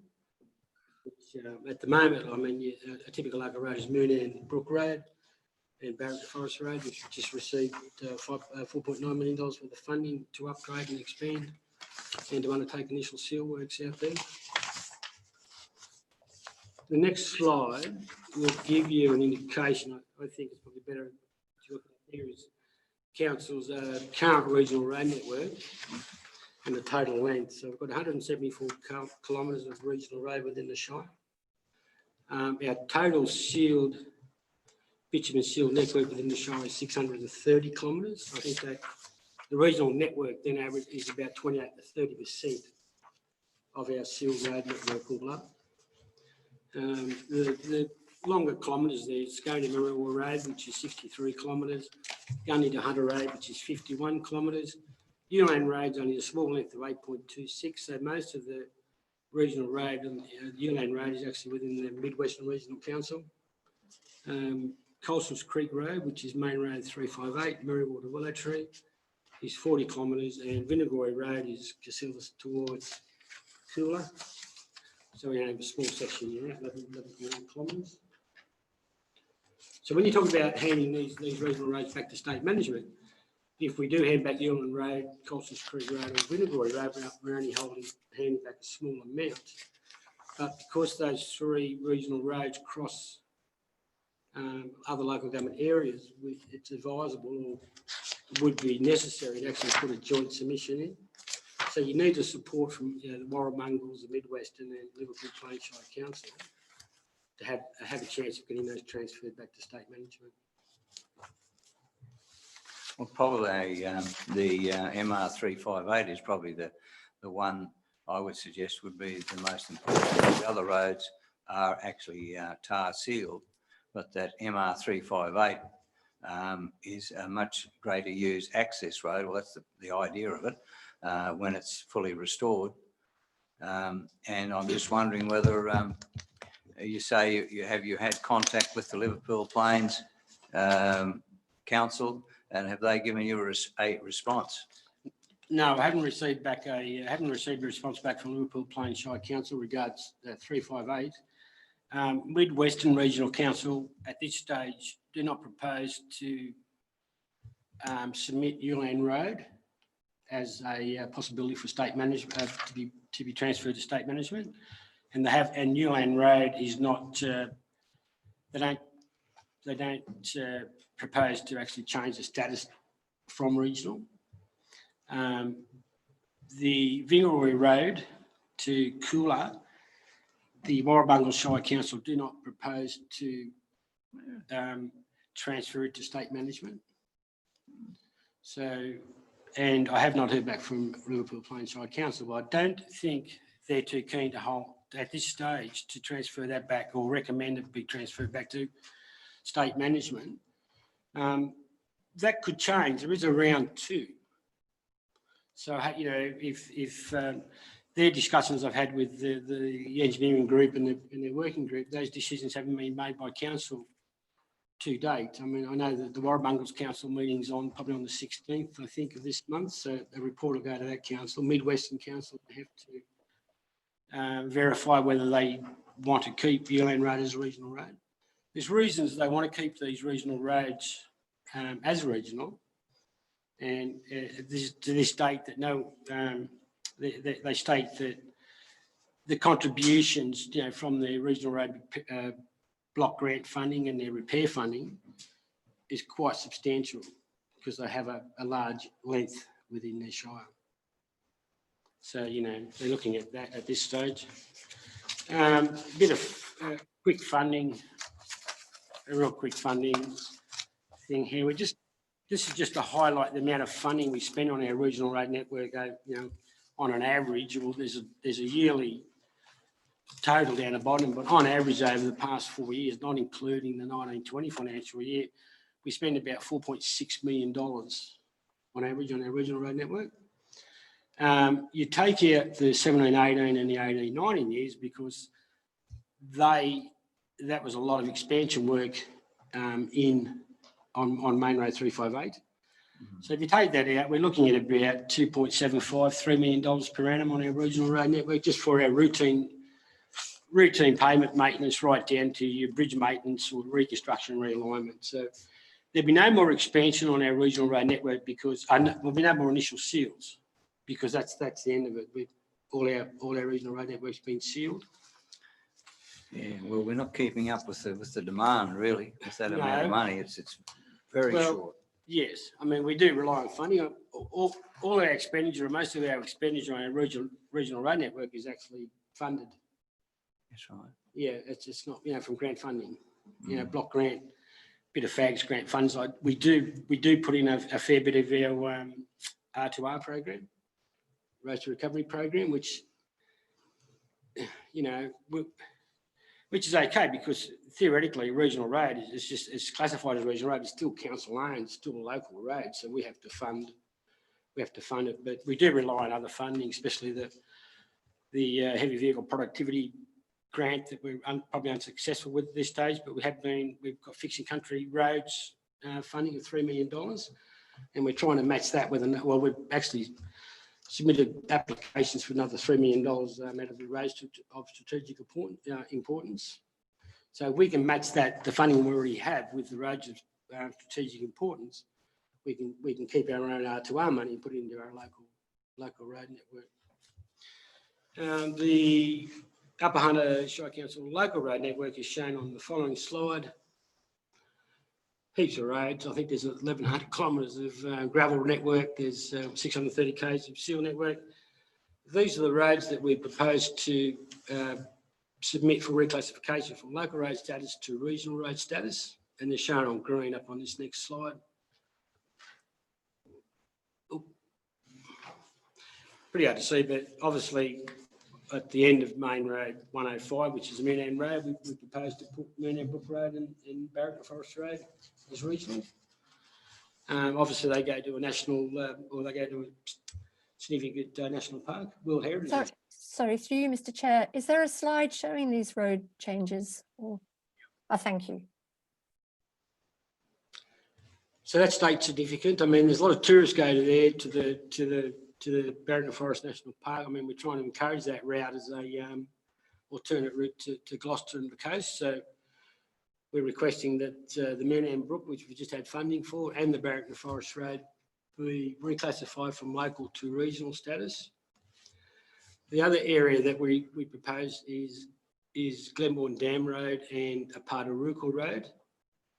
It goes to a state significant tourist attraction at Glenbourne Dam, so I don't think that it's fair that council should fund those two local roads in the future. They should be assisted. We should be able to get assistance to maintain those roads because of that state significant attraction. And we also propose to turn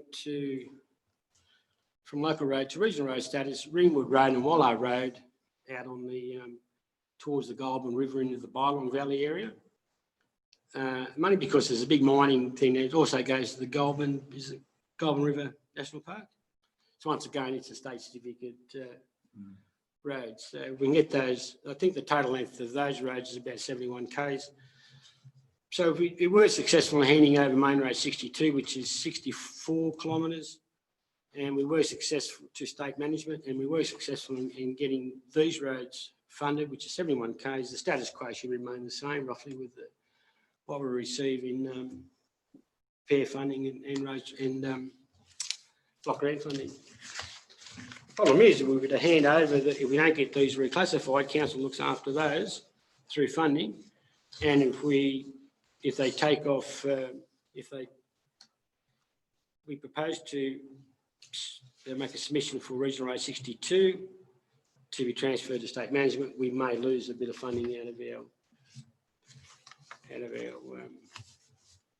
our program. The next slide is a pretty simple one. It shows that local seal roads, we spend about $5.2 million per annum, which is about 55% of our total spend on the regional road network. Local roads unsealed, we spend about 2.35, which needs to be reviewed. And our regional seal status, as I said, on average, we spend about 4.4 million. So the split there is that council spends 55% of its budget on local road seal and 45% on its regional road sealed. If you're to lose all your regional roads, or the state government decided to take over every regional road, you lose your repair funding, you lose your block grant funding, you could possibly lose. It would have to affect if the idea was that funding then would be directed back into the local road network. Even though we propose to transfer these roads to state management, it doesn't mean that at this stage, it doesn't mean that we'd possibly lose that funding. We haven't had confirmation that you'd lose the funding if you lost the road. And I think that's what's been a fair bit of I think that's what's been a bit of a stickler with the other councillors, especially the other engineers, with their workforce and how they fund their current staffing levels and stuff like that. But Jeff, but to maintain or upgrade those roads, they still Yeah. have to have a workforce. Where's that going to come from? Is they it would go- have to have a workforce. Hmm? Yeah, they'd have to have a workforce. Well, there's a They would. chance that it could be managed under the current RMCC contract. So obviously, they'd get council to do the normal maintenance on the road, but they'd probably looking at a number of capital improvements in the one area, so they might go out to tender for that kind of Right. stuff. So there's obviously savings. They wouldn't be doing this if they weren't going to look to network improvements in the way they manage their road network. The next slide is just why I put up Main Road 62. You can obviously see from this crash history record that the New England Highway It runs straight up the page. Has a crash history that's pretty significant. The Golden Highway from Muswellbrook out to Merriwell or Casillas is pretty significant. And you'll see a little main road 62 there from Scone towards Merriwell. It's quite significant. There's a bit of a horseshoe there that last year we spent $1.2 million on improvements at Owens Gap.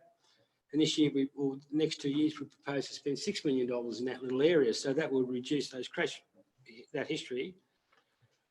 There is also a section there too from Halls Creek, further west to really Stones. pavements giving way. Probably Yeah. you'd see that too, which is Yeah. would really need major works there because it's on black soil. Yeah. It's just giving way. So before we go to the recommendation, I guess the committee would have gone through the report and would understand what's in the report. But if there are any questions, but the 3 questions I've put in the slide in the PowerPoint presentation, I think that existing arrangements under Road Maintenance Council contracts, RMCCs, be maintained.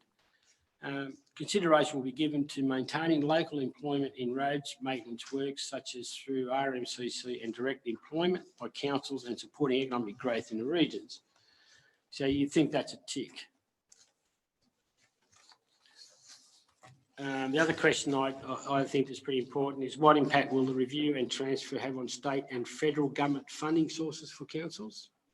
So the idea of the transfer of regional roads to state government management was so to allow councils to better manage their own local networks, and to be able to better manage your own local network, you need to retain the current funding you've got. So hopefully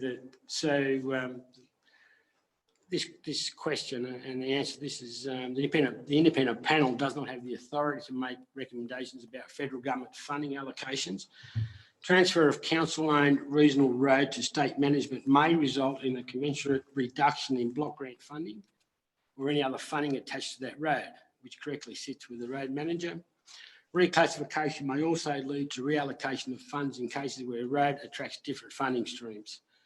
So we're not the only, obviously all councils in New South Wales are going to be making a submission to the reclassification and transfer. But I've got a feeling that also the Transport for New South Wales will be making a submission to the reclassification. And I'm a little bit concerned that their submission may be the reclassification of our regional road network back to local road status. So we've been through that process a number of times over the years, and that's pretty hard. If you lose, I mean, we had a regional road from here to Nundle, from Moonam Brook to Nundle. We lost that road. It came back as local road status. They gave us $100,000, and the next day the bridge collapsed. So there's big issues about transferring our current regional roads network back to local road. And I think the last one, if I applied to transfer my regional road, will it become a state road? No. The regional road transferred to state management would not become a designated state road unless it met the criteria. A transferred road will become the responsibility of the state to manage, but would likely remain a regional road. So that's that little presentation there. Okay. So I guess the issue is that council, we've been asked to, as a council, make a submission to the panel to nominate 3 things: whether council wants to nominate any road to be reclassified as to a state road status. Mhm. It's been asked to nominate regional roads for transfer to the state for their management. And it's also been asked to make a nomination for any local roads that need to be, or council consider should go to regional road status. So they're the 3 questions that we've been asked to do. We have to supply this, closing dates for submissions on the 25th of September.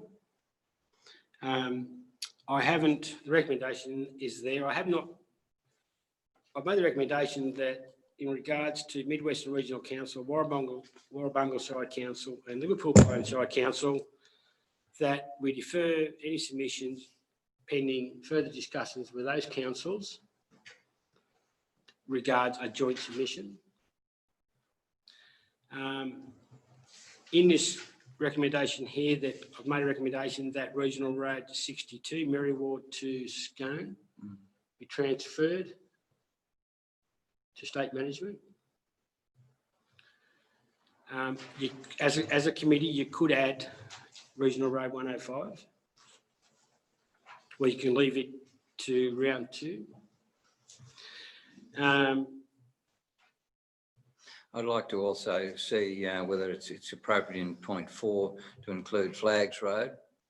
You know, I realise that there could be some other matters because it's parallel to the highway. However, when there is a problem with the on the highway, that they always come up Flags Road, and it's yeah. I'd like to suggest that that's included. I don't know what the rest of the committee thinks. So item line 4 on the recommendation is make a submission to the Regional Road Transfer and Road Classification Review Panel for the reclassification of regional status of the following roads: Moonam Brook, Barrington Forest, Glenbourne, part of Rookel, Ringwood and Wallow Roads, and Flags Road. Flags If Road. you wanted to add it to the. I'd like that, please. Yes. Are we all clear on that? I've reviewed, myself and Gavin and the team have reviewed our our local road network, and we don't consider that there's any other roads that would meet the criteria for transfer to regional. Okay. And then the last recommendation, I don't know whether it's a recommendation, it's just a statement that we seek confirmation that the current commitment to funding levels for road maintenance and rehabilitation, but I suppose that can be part of the recommendation. Through Mr. Chair, look, for me, you say that's the one, you make it sound a bit optional. That for me is the most important one out of the 5. That's what I thought, but it's more of a statement then. Yeah. You know, it's fine to have all these transfers and reclassifications, but at the end of the day, you want to maintain your level of funding. Otherwise, it defeats the whole purpose. The whole idea of the handbacks, not the reclassifications, but the handbacks is, because it was a state government commitment in the last election, was to actually enable the money that the councils were spending on any roads that they accept back. For example, part 1 of the recommendation is that those funds then can go into local roads. That's the whole logic of it. Not just they want more roads. The whole idea of it was to free up council's budget so they could spend more on local roads. So we absolutely want confirmation that the current level of funding is maintained. Would it be then point 4 really should be up with point 1? Because reclassification really is we wanted that regional roads to go back to the state. Through you, Mr. Chair. Look, as long as it's in there, that's the important thing. Whether you put it, I don't think that really changes it, because I mean, you can do what you're saying, but I don't think it actually changes. I think every council will be including their own words around something like that, because that'll be on the mind of a lot of councils, particularly those councils who really rely on state management contracts and that regional road money to employ their workforces. I know there are a lot of shires that if they lost, say, regional road funding, they'd lose half their works crews. You know, that's what pays for a lot of the heavy equipment, for example, for a lot of small shires, the justification. So you can have plant hire rates and stuff where you're costing it into, you take that away from a lot of shires. But I notice in their, and you know, they're obviously going to put it in there, but in their document here that gives out, you know, describes what the program's all about, you'll see they actually have a section in the back there where they're saying we are mindful of what I just spoke about. And their words are something like, the panel will ensure consideration is given to maintaining local employment in roads maintenance works, such as through RMCC and direct employment by councils, and supporting economic growth in the region. So the statements there, hopefully they mean it. But put it this way, if it ends up that you end up disadvantaged there, you're going to have opportunity to go back, because this doesn't happen in 5 minutes. This will take up most of next year, I think, before any final decisions are made. But that is something you really need to keep an eye on, is the funding. But I think Jeff has pointed that out in his PowerPoint and the report. So the real issue is whether you were comfortable with the reclassification ones. That's the reclassification from local to regional, and you've got quite a long list there. And the handback, sort of the ownership handbacks, not a reclassification, but that's a bit newer, that one, which is item 1 in that recommendation. I think Scone to Marywell Road is a good one. I actually think 358. I don't think it'll meet the test. Not sure I think that Jeff has a similar view. That's if Liverpool were happy to join in with it, but I think on traffic counts and that one would struggle to. But it's like anything, no harm in asking. But you do have a round 2. You do have a round 2, but the Scone to Marywell with that length would makes a bit of sense. Jeff, a question to you on point 4. I notice we're really only asking for one transfer back. I'm sorry, Sue, did you hear me? Yeah, yeah.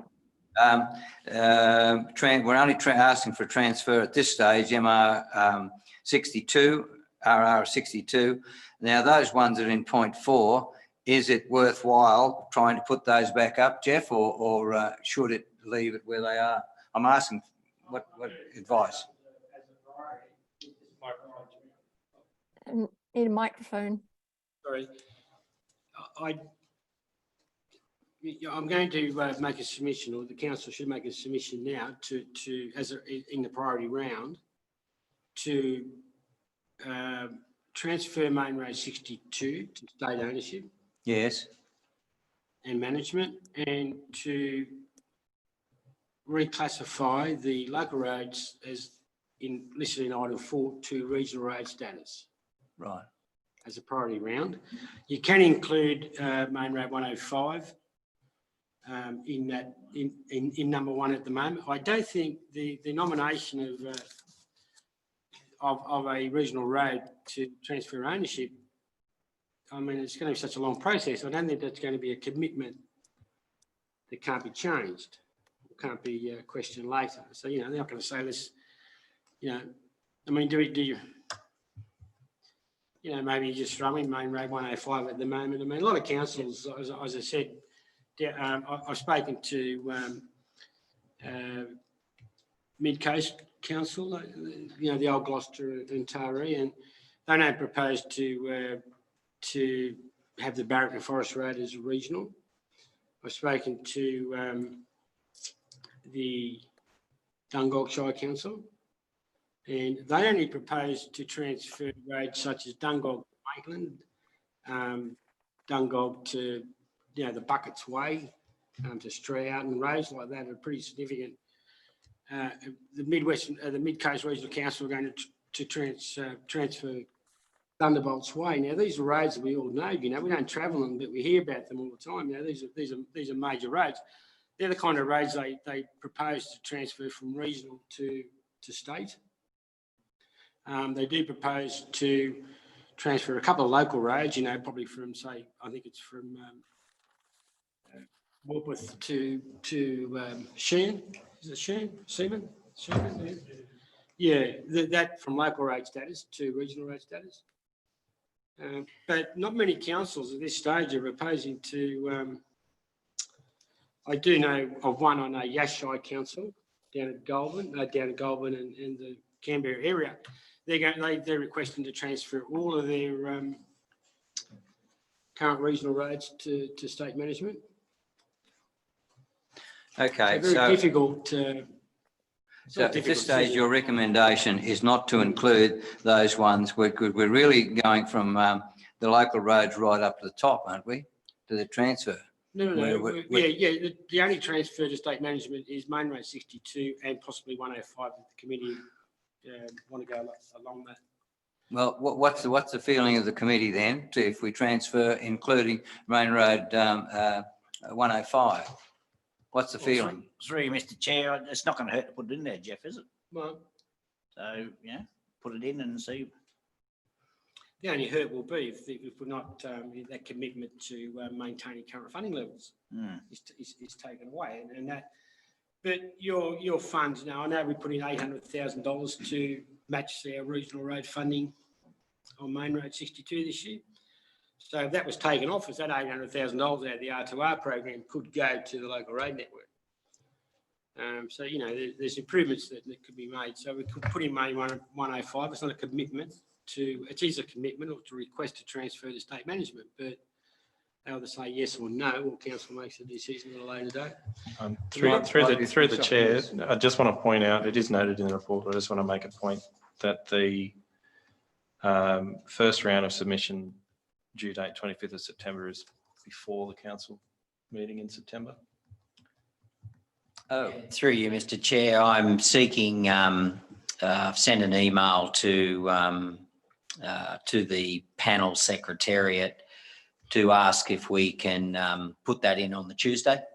In other words, we're seeking a 2 working day extension in lieu of having to have an extraordinary meeting. I think I've spoken to Michael Papadopoulos about that, and we should get permission for that. Just saves having an extraordinary meeting, that's all.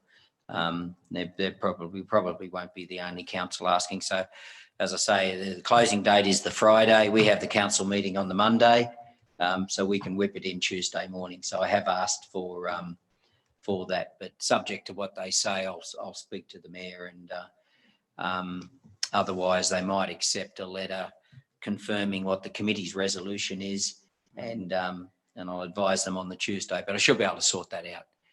But for this recommendation, Mr Mayor, I think Mr Chair, is Freudian slip there. I'm going to have to watch that. Maybe must be something in me tea or something.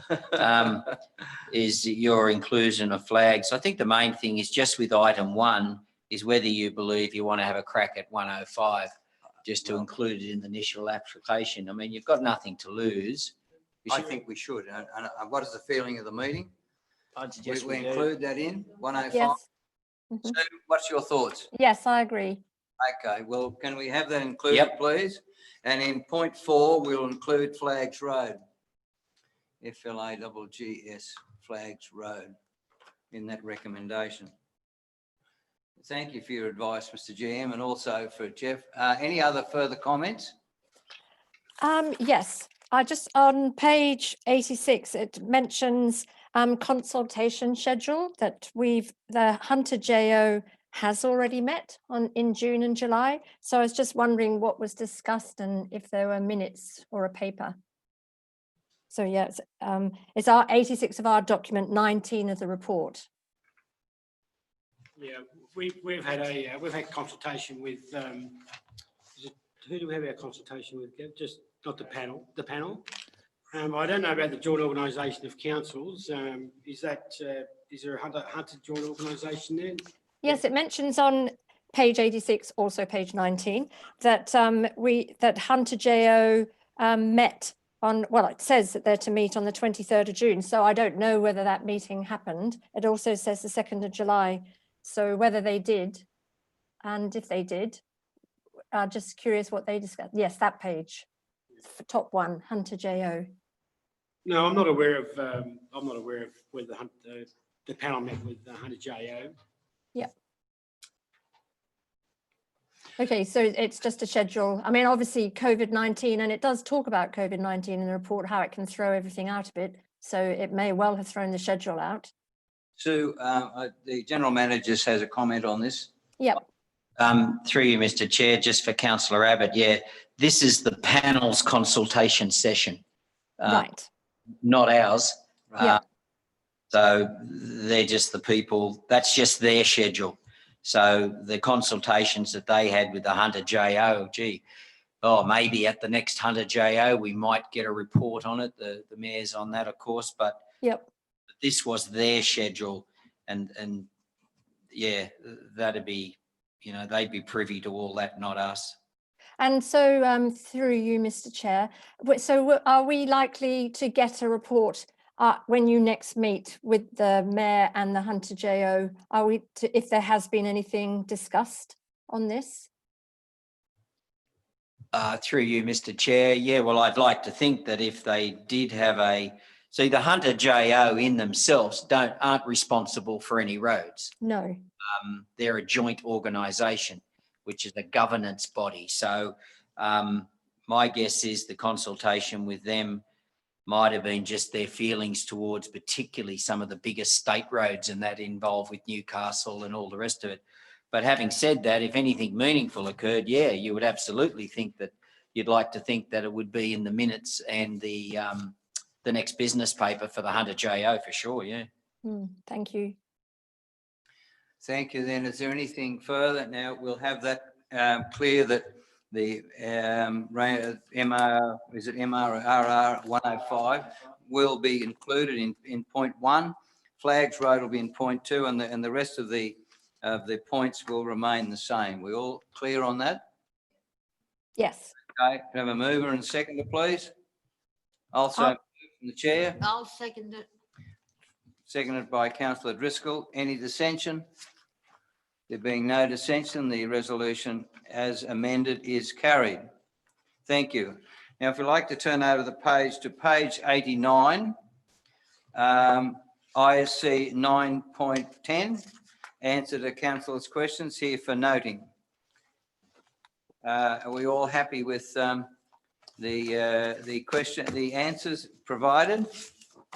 Just further to my earlier query, just about the steps, and I'd just like to know exactly what we're getting for Merriwa and Scone, with respect to the disability steps. Yeah, through Mr. I agree, Councillor Abbott.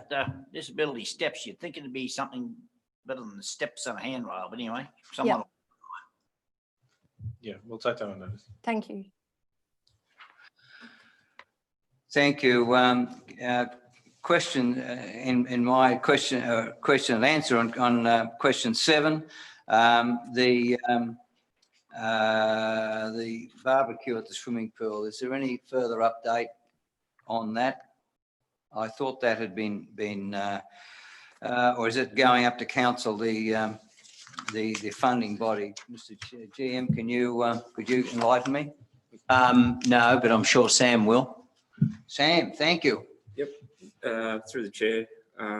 Yeah, that's waiting on funding from Create Community Program. So once that's approved, then that project can go ahead. All right. Okay. I thought it had been passed, but anyway, if it hasn't.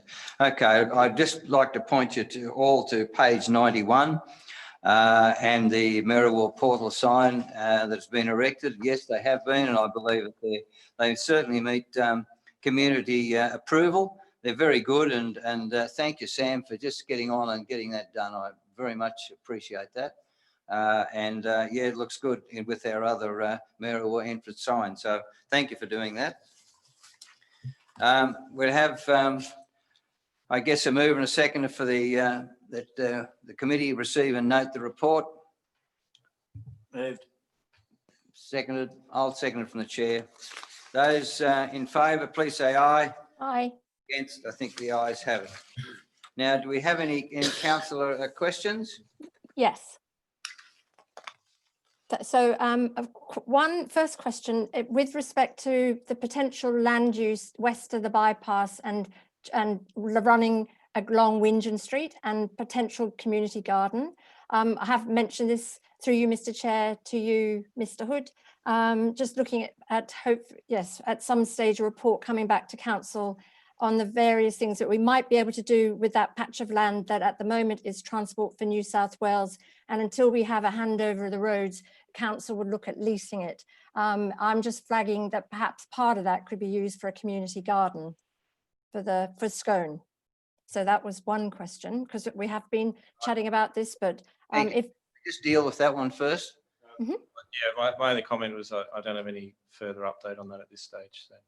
So will there be a report coming back? So we can't do a report then if there's no, nothing else to report on?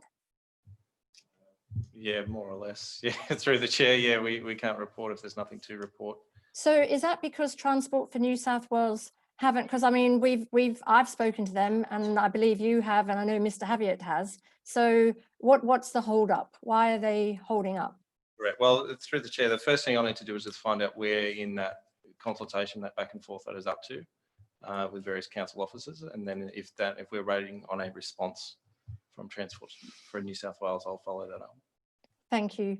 Thank you, because that would be really great to see if we can get that going. And my second question was with respect to the document that we were looking at handing over council, the roads and reclassification, there's a mention to Future Transport 2056, and they have 6 outcomes. And outcome 2 is sustainable places and outcome 5 is sustainable. And they obviously are looking at sustainable places is with respect to cycleways and encouraging cycling. And then 5 is looking at the electric vehicles and the recharge stations that we would need. And I was wondering how is council tracking along with that? Because that fits within Future 2056 and it fits within our sustainability plan as well. So how are we progressing with electric vehicle charging stations and a fully connected and separate and safe cycleways through the Shire, and whether when we change these roads in future, will all roads be built with separate cycleways on them? Perhaps, Sam, you could answer that. Look, I would just add that my understanding is if it's really providing electrical stations for charging, that's a commercial. It's not council's business to put in all of those stations. Am I correct in that assumption? That's up for the providers if they're going to want their people to come into their service centres and get charged and charge their cars. That's up for them, Mr. GM. Just through you, Mr. Chair. Well, yeah, I mean, it will be the private marketplace that will ultimately put in the service stations. And my understanding is there's a lot of work at the federal level being done now around and the various state governments as well, around the rules around that. And I've seen a number of concept drawings for electric, what we know as a service station today, what they'll look like as electric service stations. Because they're obviously a completely different kettle of fish to a normal service station because of the length of time that your vehicle needs to be there and that sort of infrastructure that you'll need, you know, while the person's waiting for 45 minutes or an hour or 20 minutes, subject to the technology of the day. It is my understanding that someone in the group might be able to help me here, that Scone's been nominated under the NRMA electric charging station program. I've had a little bit of experience with that. They've recently put one in Tamworth, for example. So the council provided the free parking space. Negotiations are currently being held, it's my understanding, for a parking place in Scone, just near the CBD, for one of their electric charging stations. NRMA made a decision, I think a bit over a year ago, a $10 million program to help promote the use of electric vehicles in regional centres. So they whacked 10 million on the table to put in a string of them. I think they're working on about 2.5 hours apart, so that you can get in an electric car, for example, in Sydney and travel to Brisbane, for example. As long as you're happy to do the bunny hops along the way. But so there is a few active programs, but yeah, it is the private marketplace that will provide that.